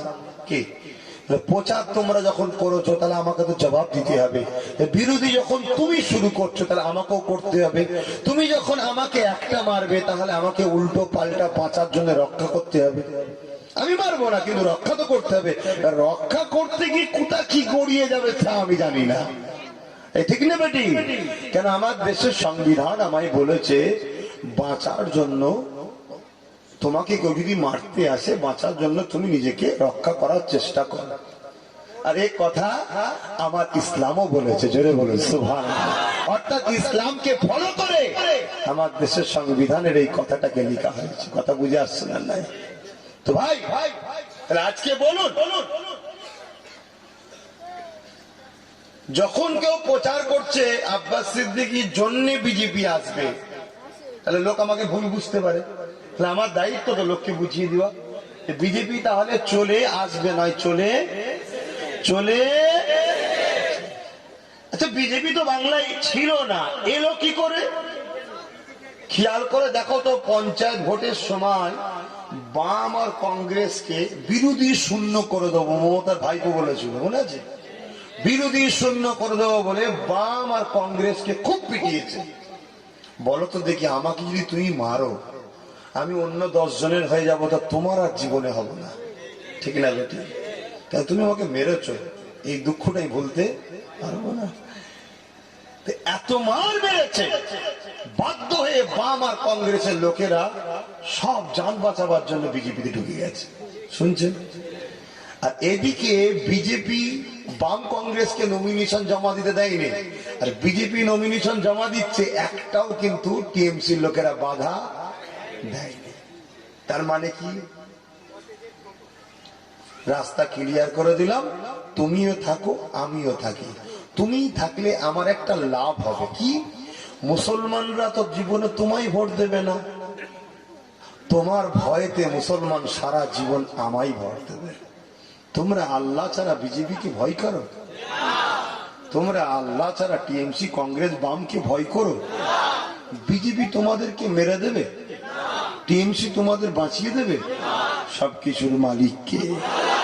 সত্যর জন্য কথা বলো, মিথ্যার প্রতিবাদ করো, ঠিক না বেটি? তাহলে বাংলায় বিজেপি হলো কোথা থেকে বুঝতে পারছো? আর বিজেপি তাহলে এসে গেছে, তাহলে আব্বাস সিদ্দিকীর দোষ আছে? আমি এখন এই মুহূর্তে চাইছি, বিজেপি যখন এসেই গেছে, এই বিজেপিকে বাংলায় দমন করতে গেলে 44টা বাঘ বাচ্চা দরকার, তাহলে ছাগল বাচ্চাগুলোকে খেয়ে ফেলবে। শুনছেন না শোনেন রে? সেই জায়গাতে আমি যখনই 44টা দিতে চাইছি, তখন একদল মুনাফেক আর আমার রাজ্যের মুখ্যমন্ত্রী দলের কিছু চামচা, তারা চাইছে না যে আব্বাস সিদ্দিকী 44টা বাঘ বাচ্চা তৈরি করে ফেলো। তাহলে আমরা প্ল্যান করে যে বিজেপি কি আনলাম, এই বিজেপিকে আর বাংলায় তাহলে রাখা যাবে না। বাঘ বাচ্চার গর্জনের চোটে বিজেপি এমনই পালাবে, ঠিক না বেটি? দ্বিতীয় নম্বর, তাদের বক্তব্য হলো আব্বাস সিদ্দিকীর জন্য বিজেপি আসবে। ভাই কেন আসবে? না, আব্বাস সিদ্দিকী প্রার্থী দিলে ভোটটা ভাগ হয়ে যাবে। কটা সিট বাংলায় ভাই? 294। আব্বাস সিদ্দিকী কটাই দেবে বলেছে? বাকি 250টাই বিজেপি আসবে না তো? যদি বাকি 250টাই বিজেপি যদি না আসে, আব্বাস সিদ্দিকীর জন্য যদি ভোট ভাগ হয়ে বিজেপি তাহলে আসে, কটাই আসবে? 44টাই। 44টাই এলে বাংলার মুখ্যমন্ত্রী হতে পারবে বিজেপি? ভয় খাওয়ার কি আছে? 44টাই আসবে, ঠিক না বেটি? অন্য জায়গায় আর আসবে না যখন। তাহলে অন্য জায়গায় তো আব্বাস সিদ্দিকী প্রার্থী দিচ্ছে না, তাহলে ভোট ভাগও হচ্ছে না। কি মাথায় ঢুকছে? দ্বিতীয় নম্বর, বিজেপিকে কি দিদি রুখতে চাই? যদি রুখতে চাই, তাহলে একটা কাজ দিদিকে করে দেখাতে হবে। কি? যে 44 জায়গায় আমি প্রার্থী দেবো, ওই 44 জায়গায় যেন দিদি প্রার্থী না দেয়। দিদি না দিলেই ভোট ভাগাবে না, তাহলে বিজেপি বেরোবে না। আর প্রার্থী দিলেই ভোট ভাগাবে, বিজেপি বেরোবে। এটা তো আমার কথা নয়, দিদির লোকের কথা। তুমি যখন জেনে গেছো ভোট ভাগ হলে বিজেপি বেরিয়ে যাবে, তাহলে তুমি ভোটটা যদি ভাগ না হয়, সেটা তোমার করা দরকার আছে না? না, তুমি যদি বিজেপিকে রুখতে চাও, তাহলে আমি যে জায়গায় প্রার্থী দেবো তুমি সে জায়গায় দেবে। আমি যদি জগৎবল্লভপুর বিধানসভায় দিই, তোমাকে দিলে হবে না। তুমি অন্য জায়গায় দাও, সেখানে আমি দেবো না, কিন্তু উপরন্তু আমি তোমাকে সাপোর্টও করবো সেই জায়গায়। তাহলে আমি দিদির বিরুদ্ধে? আর কিন্তু পক্ষেও নয়, পক্ষে তখন হবো যখন 44টা দেবে। শুনছে না? শুনুন না। কেন? দিদি বুঝতে পারছে না, ওনাকে তো মিসগাইড করছে। দিদির নৌকো কিন্তু ফুটো হয়ে গেছে, ও নৌকোই চেপে থাকলে কিন্তু ডুবতে হবে। শুনছেন না? কিন্তু এই নৌকোর ফুটোকে তালি মারতে হবে, তালি মারলে ও নৌকোয় আবার উঠে যাবে, ঠিক না বেটি? সেই তালিটা হলো কি? 44টা প্রার্থী দিতে হবে। 2 নম্বর হলো গরিব মেয়েদের বিবাহের জন্য 5 লক্ষ করে টাকা বিল পাস করতে হবে। 3 নম্বর হলো ইমামদের 20,000, মুয়াজ্জিনদের 10,000 মাইনে চালু করতে হবে। 4 নম্বর হলো মুসলিম ঘরের ছেলে মেয়েরা, তোমরা কি চাও না তোমাদের ছেলেগুলো ডাক্তার, উকিল, জজ হোক? তো করো না কেন? পয়সার অভাবে, ঠিক না বেটি? কিন্তু তোমাদেরই তো টাকা অভাব সম্পত্তি রয়েছে। তা আমি দাবি করেছি তোমাদের বাচ্চাগুলোকে পড়িয়ে ডাক্তার, উকিল, জজ, ডিএম, ব্যারিস্টার করতে হবে, যেগুলো তোমারও আমার দেশের ভবিষ্যৎ তৈরি হবে। 5 নম্বর হলো দাদা হুজুরের নামে বিশ্ববিদ্যালয়, সুপার স্পেশাল হসপিটাল করতে হবে। আমার পক্ষ থেকে একটা অফার, সেটা হলো এটাই, আমাকে যদি জিতাও 2 লক্ষ বেকার ছেলের কর্মসংস্থানের ব্যবস্থা আমি করে দেবো। ইতিপূর্বে কংগ্রেস অনেক ওয়াদা করেছিল, দিয়েছে কি তোমরা জানো? বামপন্থ অনেক ওয়াদা করেছিল, দিয়েছে কি তোমরা জানো? দিদি অনেক ওয়াদা করেছিল, দিয়েছিল কি তোমরা জানো? কিন্তু দিদি প্রচার করছে 100% কাজ হয়ে গেছে। কি পেয়েছো তোমরা জানো? যদি পেয়ে থাকো আলহামদুলিল্লাহ, তাহলে আমি ভুল করছি। আর যদি পেয়ে না থাকো তাহলে 10 বছর ইনাকে, 34 বছর ওনাকে, 25, 26, 30 বছর ধরে কংগ্রেসকে একটা বার আব্বাস সিদ্দিকীকে জিতানো যাবে না? একদম তারা হাত তুলে আল্লাহকে সাক্ষী রেখে বলবেন, ভুল না হয়। জিতানো যাবে, জিতানো যাবে, জিতানো যাবে। যদি আমাকে জিতাও, যেমন নেতাজি বলেছিল তোরা রক্ত দে স্বাধীনতা দেবো, আমি বলে যাচ্ছি তোমরা যদি আমায় জিতাও ইজ্জতের সঙ্গে অধিকার নিয়ে মাথা তুলে বাঁচার স্বাধীনতা দিয়ে যাব। অর্থাৎ এনআরসি, সিএ, এনপিআর দ্বারা তোমাদের ঘরে কোনো মায়ের লাল ক্যাম্পে নিয়ে যেতে পারবেন, এটা জবান দিয়ে গেলাম আমরা।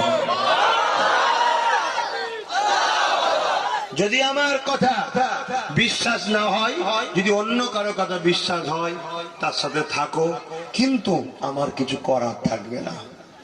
কথা বুঝে এসেছে? এবারে জালিমের বিরুদ্ধে লড়তে গেলে ঝড় ঝাপটা আসবে। তার জন্য তোমাদের ঘরে কি বলবো, একটা এটা হয়ে থাকলে ভেঙে দেবে, এটা হয়ে থাকলে ভেঙে দেবে, এটা হয়ে থাকলে ভেঙে দেবে। তোমরা একে অপরের হাতে শপথ করো, হাতে হাত দিয়ে প্রতিজ্ঞা নাও যে আমাদের একজনকে যদি কেউ কোনো জায়গায় ছোঁয়, পাড়ার নেতা হোক আর পঞ্চায়েতের হোক আর এমএলএ, এমপি, মন্ত্রী হোক আর গুন্ডা যে হোক, এক জায়গায় যদি ছোঁয়, আমরা সবাই মিলে সর্বপ্রথম কি করব, 2000, 4000, 5000, 10,000 লোক থানায় যাব, তার বিরুদ্ধে এফআইআর করতে, ডেপুটেশন দিতে 3 বার থানায় যাব। যদি থানা গুরুত্ব না দেয়, বাঁচার জন্য তখন যা করতে হয় সেটা করব আমরা, ঠিক না বেটি? এইভাবে তোমরা যদি শপথ নিয়ে নাও, তোমাদের ঘরে কেউ ক্ষতি করতে পারবে, কেউ তোমাদের ঘরে চোখ তুলে তাকাতে পারবে। যখন তুমি একা থাকবে, চোখ তুলবে, তখন তুমি বলে ভাই আমার ভুল হয়ে গেছে, ছেড়ে দে ভাই, আমার করবো না। কিন্তু পরক্ষণে ফিরে গিয়ে সবাই তোমরা এক হও, যেখানে পাবে সেখানেই ধরো। দাদাগিরি দিচ্ছিস? দেশ তোর বাপের নাকি? দেশ আমাদেরকে বলেছে প্রত্যেকে যে যাকে খুশি ভালোবাসতে পারে, যে যাকে খুশি সাপোর্ট করতে পারে। এ তো বিজেপির মতো চরিত্র। কথা বুঝছেন না? তাহলে এই ইউনিটি হওয়া দরকার আছে না নাই? তাহলে কালকে কেউ যদি বলে আব্বাস সিদ্দিকীর কথা শুনুনি, কি গো সাথ দেবে তো তাদের? একটা বার আমার কথা মানা যাবে তো? তাহলে আমাকে জিতাও বলতে তাহলে আমি কোন জায়গায় দাঁড়াচ্ছি নাকি? না না না না না, ভুল বুঝবেন না। আমার মুখের দিকে চেয়ে কথা বলছি, আমাকে দেখে ভোট দেবেন। আমি যাকে যাকে বলবো শুনছেন, সাপোর্ট করবেন, শুনছেন? তারপরে জিতে যাবার পরে তুমি যদি জিতিয়ে দাও, আমি যে দাবিগুলো বললাম সেগুলো তুমি যদি না পাও, তখন আমার কাছে আসবে, ভাইজান আপনার কথা শুনেছিলাম, পাইনি, আজকে জুলুম হচ্ছে আমার উপরে, শুনছেন না? আমি পাওয়ার দিয়ে রাখলাম। আজকে তুমি যাকে ভোট দিচ্ছ 4 বছর তাকে দেখতে পাওনি, একটা সই লাগিয়ে পাওয়া যায় না, একটা কাগজ তৈরি করতে গেলে পাওয়া যায় না। কালকে আইন তৈরি করে দেবে, তুমি বাঁচতে গেলে এমএলএ সই লাগবে, এমএলএ তোমাকে সহজে সই দেবে না, 10 লক্ষ টাকা দে। কোথা পাবো? ও তোর ঘরে বোন আছে, ওটা পাটা, শুনছেন? এদের চরিত্র জানেন এদের। এইগুলো যখন আমি বলছি এদের মাথা খারাপ হয়ে যাচ্ছে, এরা তখন আমার বাড়ি পুলিশ পাঠাচ্ছে, শুনছেন না? পুলিশ পাঠাচ্ছে। আমি পুলিশকে ভয় করি? হ্যাঁ, কেন? আমি তো অন্যায় করিনি, আমি তো চোর ডাকাত খুনি নয়, আমি তো দেশের সংবিধান বিরোধী কাজ করিনি, আমি কেন পুলিশকে ভয় করব? তোমরা ভয় করছো? হ্যাঁ জানি, এখন পুলিশের মধ্যে এক শ্রেণীর লোক দলদাস হয়ে গেছে, পার্টির কিনা গোলাম হয়ে গেছে। সেই সকল প্রশাসন ভাইদের উদ্দেশ্য বলবো, নিজেদের ইজ্জত নিজেরা বাঁচান, নাই দিল্লির মতো যখন পাবলিক খেপে যাবে তখন পুলিশ পিটছে কেমন দেখেছেন, ওরকম পিটবে, তখন আমাদেরই খারাপ লাগবে। দেশের সংবিধান, দেশের জন্য লড়ে, জনগণের জন্য লড়ে, আহারে মানুষগুলোকে মারছে, কিছু উপায় থাকবে না, কেন মানুষ বাঁচার জন্য কি করবে? আপনাদের কাছে যায় আশ্রয় পেতে, কিন্তু আপনার টেবিলে যদি গুন্ডা বসে থাকে, আপনার টেবিলে যদি ধর্ষক বসে থাকে, আপনি যদি গুন্ডার কি বলে গোলাম হয়ে যান, ধর্ষকের যদি বডিগার্ড হয়ে যান, তাহলে আপনি পুলিশ নয়, আপনি দেশের গাদ্দার। অর্থাৎ দেশের গাদ্দারকে কখনো আর কেউ মেনে নিচ্ছে না, ইমানদার মুসলমানরা কখনো মেনে নেবে না, ঠিক না বেঠি? অতএব মাইকের আওয়াজে বা সোশ্যাল মিডিয়ার মাধ্যমে অনুরোধ করব প্রশাসন ভাইদের, শুনুন, প্রয়োজন ছিল হয়তো টাকা পয়সা খেয়েছেন, একটু পরিবর্তন হয়ে যান, দেশবাসীকে ভালোবাসুন, এদিক ওদিক করবেন না, কথা বুঝে আসছে? তাহলে কিন্তু জনগণের ট্যাক্সের টাকায় মাইনে পাচ্ছেন, জনগণ খেপে গেলে রুকা যাবে না, কেন হন বাঁচার লড়াই, কথা বুঝছেন না? এ কাউকে জিতানো হারানোর লড়াই নয়, এটা নিজের মা বোনের ইজ্জত আবরু নিজেকে বাঁচাবার লড়াই, কথা বুঝে আসছে? এবার একটা শেষ কথা,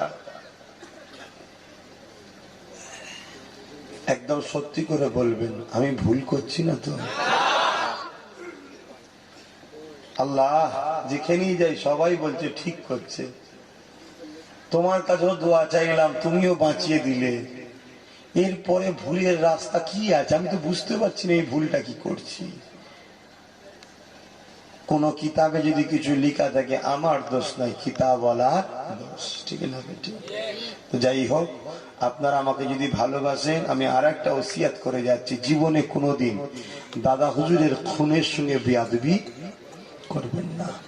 মোবাইলে কেউ যদি কিছু লেখে তার তলায় কমেন্ট, ভুল কমেন্ট, খারাপ কমেন্ট, নোংরা কথা বলবেন না, মনে থাকবে? আমার বেলাতেও করবেন না, কারো বেলাতেই করবেন না, মনে থাকবে? যদি ভালো লাগে আব্বাস সিদ্দিকীকে, আব্বাস সিদ্দিকীর কাছে যাবেন, আব্বাস সিদ্দিকীকে আনবেন, আব্বাস সিদ্দিকীর সঙ্গে উঠা বসা করবেন, আব্বাস সিদ্দিকীর সঙ্গে যোগাযোগ রাখবেন। আর যদি ভালো না লাগে, যাকে ভালো লাগে তার কাছে যাবেন, তার সঙ্গে উঠা বসা করবেন, তার কাছে উঠা বসা করবেন। তাকে যে বলবেন না আব্বাস সিদ্দিকী এই বলেছে জানেন, আর তার কথা আমাকে শোনাবেন না, উনি অমুক বলেছে জানেন। আমরা রাত জাগা লোক ভাই, বিভিন্ন লোকের সমস্যা নিয়ে থাকি, লাস্টে মাথা গরম হয়ে যায়, তখন স্টেজে এসে উল্টো পাল্টা বলে দিই, এতে বদলাম কিন্তু দাদা হুজুরের সিলসিলার ক্ষতি হচ্ছে, কথা বুঝে আসছে? তোমরা মুরিদ হিসাবে এগুলোকে কন্ট্রোল করবে, ঠিক না বেটি? যাকে যার ভালো লাগবে নিয়ে থাকো, খবরদার দাদা হুজুরের আওলাদদের সমালোচনা করবে না। এখন তোমরা যখন বলেছো আমি ঠিক করছি, তাহলে সত্যের জন্য, ন্যায়ের জন্য, অধিকারের জন্য, আগামী দিন বেঁচে থাকার জন্য ফুরফুরা শরীফ আহলে সুন্নাত ওয়াল জামাত যাকে ভোট দিতে বলবে আমার ভাইরা তাকে ভোট দেবে, কিন্তু রাজনীতি আমার ভাইরা করবে না। যারা লিডার হবে, কে হবে না হবে সে আমি তৈরি করছি, সব আসছে, তাদের ঘরে আমি কিছু লেখাপড়ি করিয়ে নিচ্ছি, তাদেরকে বসাবো, তাদেরকে আপনারা দেবেন, তাকে দেখে নয় আমাকে দেখে দেবেন। কে মুসলমান, কে হিন্দু, কে বাগদি দেখবেন না, আমাকে দেখে দেবেন, কথা বুঝছেন না? দেখে দেবেন, যা সমস্যা হবে আমার কাছে যাবেন। আর এটাও বলে যাচ্ছি, যখনই যাবেন ফুরফুরা শরীফে আমাকে যেমন পাবেন, আপনি এমএলএ এমপি কেও দেখতে পাবেন, এ কথাটাও দিয়ে গেলাম। আজকে 4 বছর যাকে দেখতে পাচ্ছেন না, তাকে প্রতি মাসে মাসে আমার দরবারে দেখতে পাবেন। কেন? তাকে আসতে হবে, এমনি তোমায় দাঁড় করাবো তা নয়। সভ্যতা, এই নোংরা রাজনীতিকে মিটাবার দরকার আছে না নাই? মিটিয়ে একটা ভালো সভ্য কোরআন সুন্নাহ অনুযায়ী ভদ্র রাজনীতির দরকার আছে না নাই? সেটা তো আমরা যদি বলি খারাপ জায়গা যাব না, খারাপ দিকে যাব না, খারাপ কাজ ছেড়ে দাও, সবাই যদি পিছিয়ে যায় তো খারাপটা তো আরো খারাপ হয়ে যাবে রে বাবা। ওটাকে ভালো করার কাজ তো নাকি? আজকে রাজনীতি মসজিদে ঢুকে গেল, রাজনীতি কবরস্থানে ঢুকে গেল, এটা অমুক পার্টির কবরস্থান, অমুক পার্টির কবরস্থান। তা কত খারাপের দিকে যাচ্ছে, ঠিক না বেটি? তো বিদায় নেব, আসুন দয়ার নবীকে একটু সালাত ও সালাম ইয়া নবী।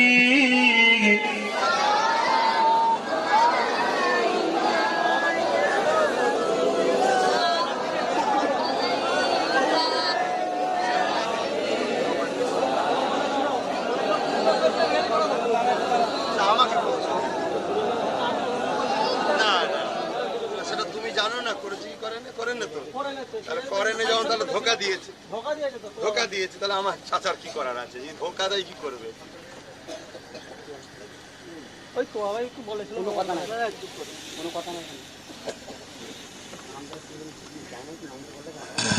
আমার ওই ভাইটা যে কোনো একজন চা আজানের নাম ধরে বলছে যে অমুক বলেছিল, যে অমুক বলেছিল যে রেলটা করে দেবে মমতা, তা রেলটা কি করে দিয়েছে? যদি রেল না করে দেয় আমার চাচার তো কোনো দোষ নেই, চাচাকে ধোকা দিয়েছে, চাচা কি করবে, ঠিক না বেটি? তাই তো আমি কারো পক্ষে গুণ গাইতে রাজি নয়, কারণ আজকে আমি যদি বলি দিদিকে জিতাও, জিতে গিয়ে যদি আবার ধোকা দেয় কি, ওই জন্য বাবা অত বলতে পারবো না। তোমার যদি মনে হয় 250 জায়গায় তোমার পক্ষে বলে দিই, তাহলে তোমাকে একটু এহসান দেখাতে হবে, ঠিক না বেটি? কি আমি যে 44 জায়গায় দেবো তুমি সে জায়গায় দেবে না, তাহলে আমি জনগণকে বলবো যে উনি যখন আমাদের উপরে এহসান করছে, দয়া করছে, ভালোবাসা দেখিয়েছে, মানবতা দেখিয়েছে, আমাদেরও উচিত 250 জায়গায় ভোটটা ওনাকেই দেওয়া দরকার, ঠিক না বেটি? উনি যদি বলে যে না মানছি না, তাহলে যে মানবে তাকে আমরা 250 জায়গায় সাপোর্ট করব। কি আমার কথা বুঝে এসেছে? হ্যাঁ, এইটা হচ্ছে ব্যাপার। তাহলে আমি কি টিএমসির বিরুদ্ধে বলছি, টিএমসির পক্ষে বলছি? না, আমি কারো পক্ষে না। কেন পক্ষে হতে যাব? ওরা আমার নবী, ওরা কি আমার খোদা, ওরা কি আমার তকদির নাকি? পক্ষে কেন বলতে যাব? হ্যাঁ, ওরা যদি ভালোবাসার হাত বাড়ায়, আমারও দায়িত্ব, ইসলাম বলেছে তুমিও তাকে ভালোবাসার হাত বাড়াও। কেউ যদি তোমার উপকার করে, আমার ইসলাম বলছে তুমিও তার উপকার করো, ঠিক না বেটি? ওনারা যদি আজকে আমাদের এই দাদা হুজুরের নামে বিশ্ববিদ্যালয়, গরিব ইমামদের জন্য যদি মাইনে চালু করে দেয়, তাহলে আমাদেরও দায়িত্ব তাকে ক্ষমতায় আনা, ঠিক না বেটি? তুমি দেবে না। 3টে বিশ্ববিদ্যালয় হলো এই রিসেন্ট 10-15 দিন আগে, আবার স্যাংশন হলো, দাদা হুজুরের নামটা বাদ দিয়ে করেছে। তা চিন্তা করুন, মুসলমানদের ঘরে কোনো তোয়াক্কা করছে? একটাই কারণ, মুসলমানদের মধ্যে মুনাফেক আছে ভর্তি। ও বুঝে নিয়েছে মুনাফেকরা ঠিক মুসলমানের পাড়ায় পাড়ায় পাড়ায় কিছু ছড়িয়ে দেবো, 2-3 কোটি টাকা ছড়ালে মুনাফেক কিনে নেবো, নিয়ে ঠিক পাড়ায় পাড়ায় পাড়ায় পাড়ায় পাড়ায় পাড়ায় গিয়ে আব্বাস সিদ্দিকীর বিরুদ্ধে বুঝিয়ে ও ব্রেনকে অস করিয়ে ঠিক আমাকে ভোটটা জোগাড় করে দেবে। আর দ্বিতীয় নম্বর হলো, প্রত্যেকটা পাড়ায় পাড়ায় 4-5টা করে পার্টির গুন্ডা পুষা আছে, মস্তান। ও চিন্তা করছে এদেরকেও 2-3 কোটি টাকা দিয়ে দিলে পুরো বাংলা আমি গুন্ডা মস্তানদের বুথ টুথ দখল করে আমি সব জিতে নেবো। কথা শুনছেন না? তাহলে আজকে যদি এই গুন্ডাদের ভয়ে তুমি যদি নিজের ভোটটা নিজে না দিতে পারো, কালকে যখন তোমার পাড়ায় 10টা মিলিটারি আসবে তোমাকে ক্যাম্পে তোলার জন্য, তখন তুমি কি করে বাঁচবে? হ্যাঁ, শুনছ তো? যদি কেউ অন্যায় করে গুন্ডাগিরি করে, তুমি ন্যায়ের পক্ষে দাঁড়িয়ে মস্তানি করতে পারবে না। মস্তানি কাকে বলে? যেটা সত্যের পক্ষে লড়াই করায় তাকে মস্তানি বলে, যেটা মিথ্যার পক্ষে দেখে লড়াই করে তাকে গুন্ডাগিরি বলে। আমরা মস্তান ভাবি সেই চোখে হাতে বালা থাকবে, বন্দুকলে ঘুরবে, ওটা মস্তান না, ওটা গুন্ডা। ওটা কি? গুন্ডা। আর মস্তান কি? ওই গুন্ডাগুলোকে যারা জব্দ করে। তো তোমরা মস্তান হতে পারবে না। হ্যাঁ, অত ভয় কেবার কি আছে? তকদিরে যা আছে তাই হবে, ঠিক না বেটি? কিন্তু তোমাকে তো চেষ্টা করতে হবে সমাজকে পরিবর্তন করার। তবে এই জায়গায় তোমাদের ঘরে আমি একটা হুকুম করে যাব, সেটা হলো এটাই, তোমরা বেশি বেশি করে তওবা করো আর বেশি বেশি করে আল্লাহকে রুকু আর সেজদা দাও। শুনছো যুবকরা? বারবার বলছি, ভুল করুনি ভাই, ভুল করুনি।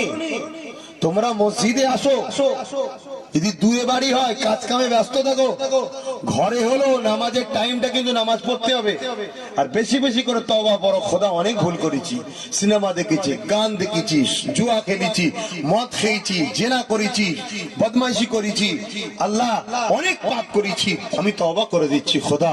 আজ আমি চেয়েছি তোমার ইসলামের জন্য আমি এই সমাজে একটা শান্তি প্রতিষ্ঠিত সমাজ তৈরি করব, যেখানে গরিবরা বাঁচবে খোদা।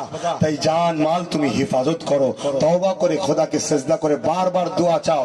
যে তোমার দিকে খারাপ নজরে থাকবে আল্লাহ তাকে অন্ধ বানিয়ে দেবে, কথা দিয়ে গেলাম।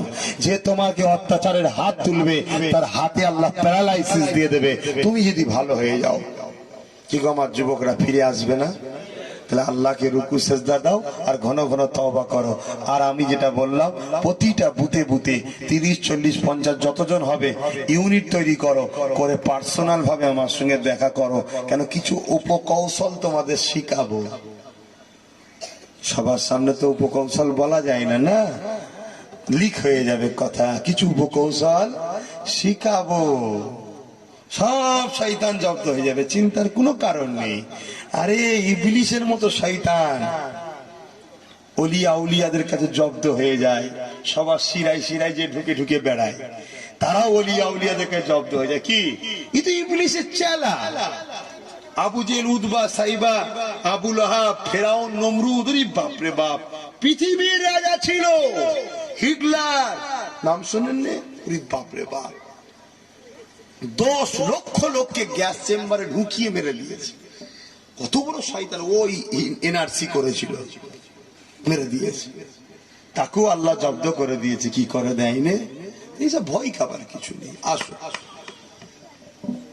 তবে হ্যাঁ, তোমরা যারা আমাকে ভালোবাসো তোমরা কারো পক্ষে নয়, ঠিক না বেটি? কারো ঝান্ডালে ঘুরবে নাকি? না, ভোটটা আমি যাকে দিতে বলবো তাকে গিয়ে দিয়ে আসবে। কথা বুঝে আসছে? একসাথে যাবে দলবদ্ধ হয়ে, একদম সকাল সকাল গিয়ে যে দিয়ে আসবে। কথা বুঝে আসছে? ইয়া নবী সালাম, ইয়া রাসূল সালাম, ইয়া হাবিব সালাওয়াতুল্লাহ। কঠিন হাসরের দিনে কি আছে মোদের কপালে, গুনাহগার উম্মাহ তো আপনার লইবেন সঙ্গে মাশরে। নবী সালাম, ইয়া রাসূল সালাম, ইয়া হাবিব সালাওয়াতুল্লাহ। সকলে বসেন, গায়ে গায়ে আরো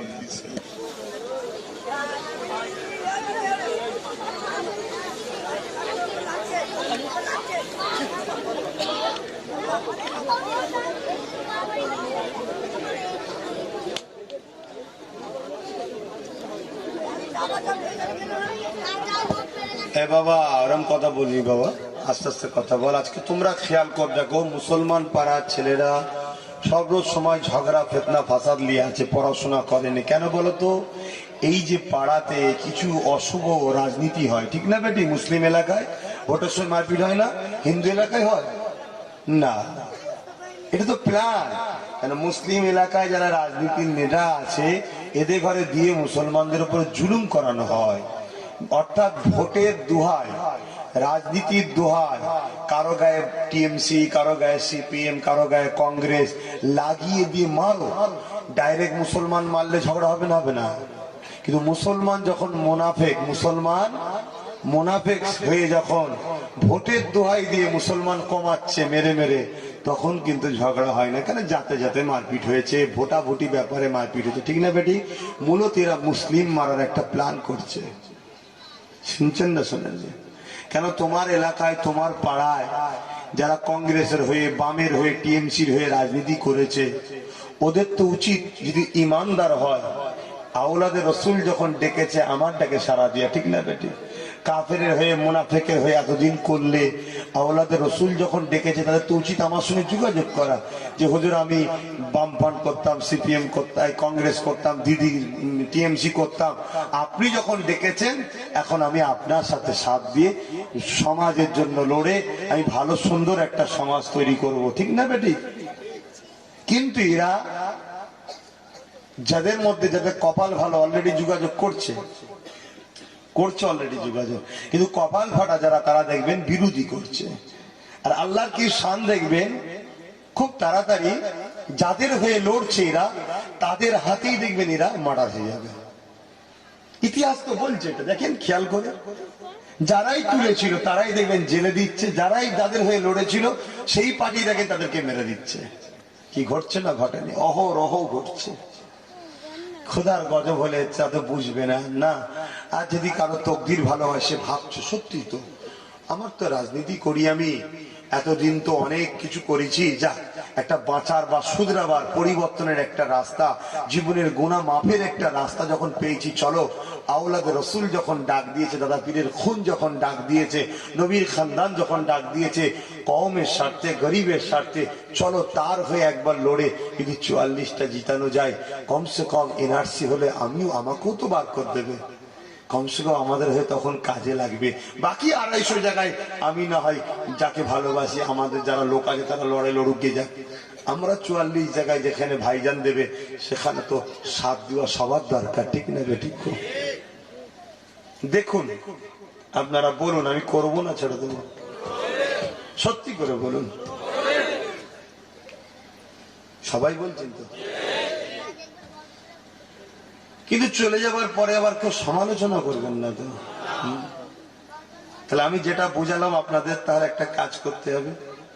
যে যার মা, যে যার বাপ, যে যার ভাই, যে যার বোন, যে যার ভাবি, যে যার চাচা, যে যার চাচি, যে যার আত্মীয়, তাহলে আমার মুখে আপনারা বুঝান যে ভাইজান যাকে বলবো তাকে আমরা 2021-এ ভোট দেবো, ঠিক না বেটি? প্রত্যেকে যদি বুঝান লাখ লাখ, প্রত্যেকে যদি বুঝান কোটি কোটি, ঠিক না বেটি? যারা দূরে আছে, গ্রামে আছে, বাইরে আছে, সবাইকে আসতে হবে, বুঝিয়ে রাখুন বাবা তোরা এখন আসবি না, ঠিক টাইমে আসবি। কিন্তু এটা বাঁচার লড়াই ভাই, আমি বুঝাতে পারছি কি আমি নিজে জানি না, কিন্তু আমার ভেতরটা ভাই অনেকটা ঘেবড়ে আছে। কি জন্য জানেন? যে আপনাদের খুব করুণ দিন আসছে, চোখের সামনে আপনাদের মা বোন বেটির রেপ হবে, আপনারা দেখতে পাবেন, কিচ্ছু বলতে পারবেন না, থানায় যাবেন ইনসাফ পাবেন না, প্রধানের কাছে যাবেন ইনসাফ পাবেন না, এলএমএল কাছে যাবেন ইনসাফ পাবেন না। অলরেডি আপনারা পাচ্ছেন কি ইনসাফ? আগামী দিন আরো ভয়ানক আসছে। কেন? ভোট সিস্টেমটাকেই তুলে দিবার প্ল্যান চলছে। আর যে কোনো সব আছে কয়েকজন ছাড়া বিধানসভা লোকসভায় কথা বলার লোক নেই। যখনই কথা বলতে যাচ্ছে মোটা মোটা ব্যাংক অ্যাটার্জির টাকা দেখাচ্ছে, অমনি চুপ করে যাচ্ছে। শুনছেন? আরে আমার ভাই, আমার আব্বা, আমার মা, আমার বোনেরা, জানি না মনে মনে আমায় গালি দিচ্ছিস কি, আমি জানি না, তবে দিল থেকে বলছি আমি তোদেরকে ভালোবাসি, চেষ্টা করছি। যদি আমার অপরাধ হয় ভালোবাসা, তাহলে কিছু করার নেই। আসো দু খতম কোরআন শরীফ তেলাওয়াত আছে, তওবা পড়ো। বিসমিল্লাহির রহমানির রহিম। আল্লাহ তাআলা, আল্লাহ তাআলা আমি জানা অজানা, ইচ্ছা ও ইচ্ছা সকল গুনাহ হইতে তওবা করিতেছি। আস্তাগফিরুল্লাহ।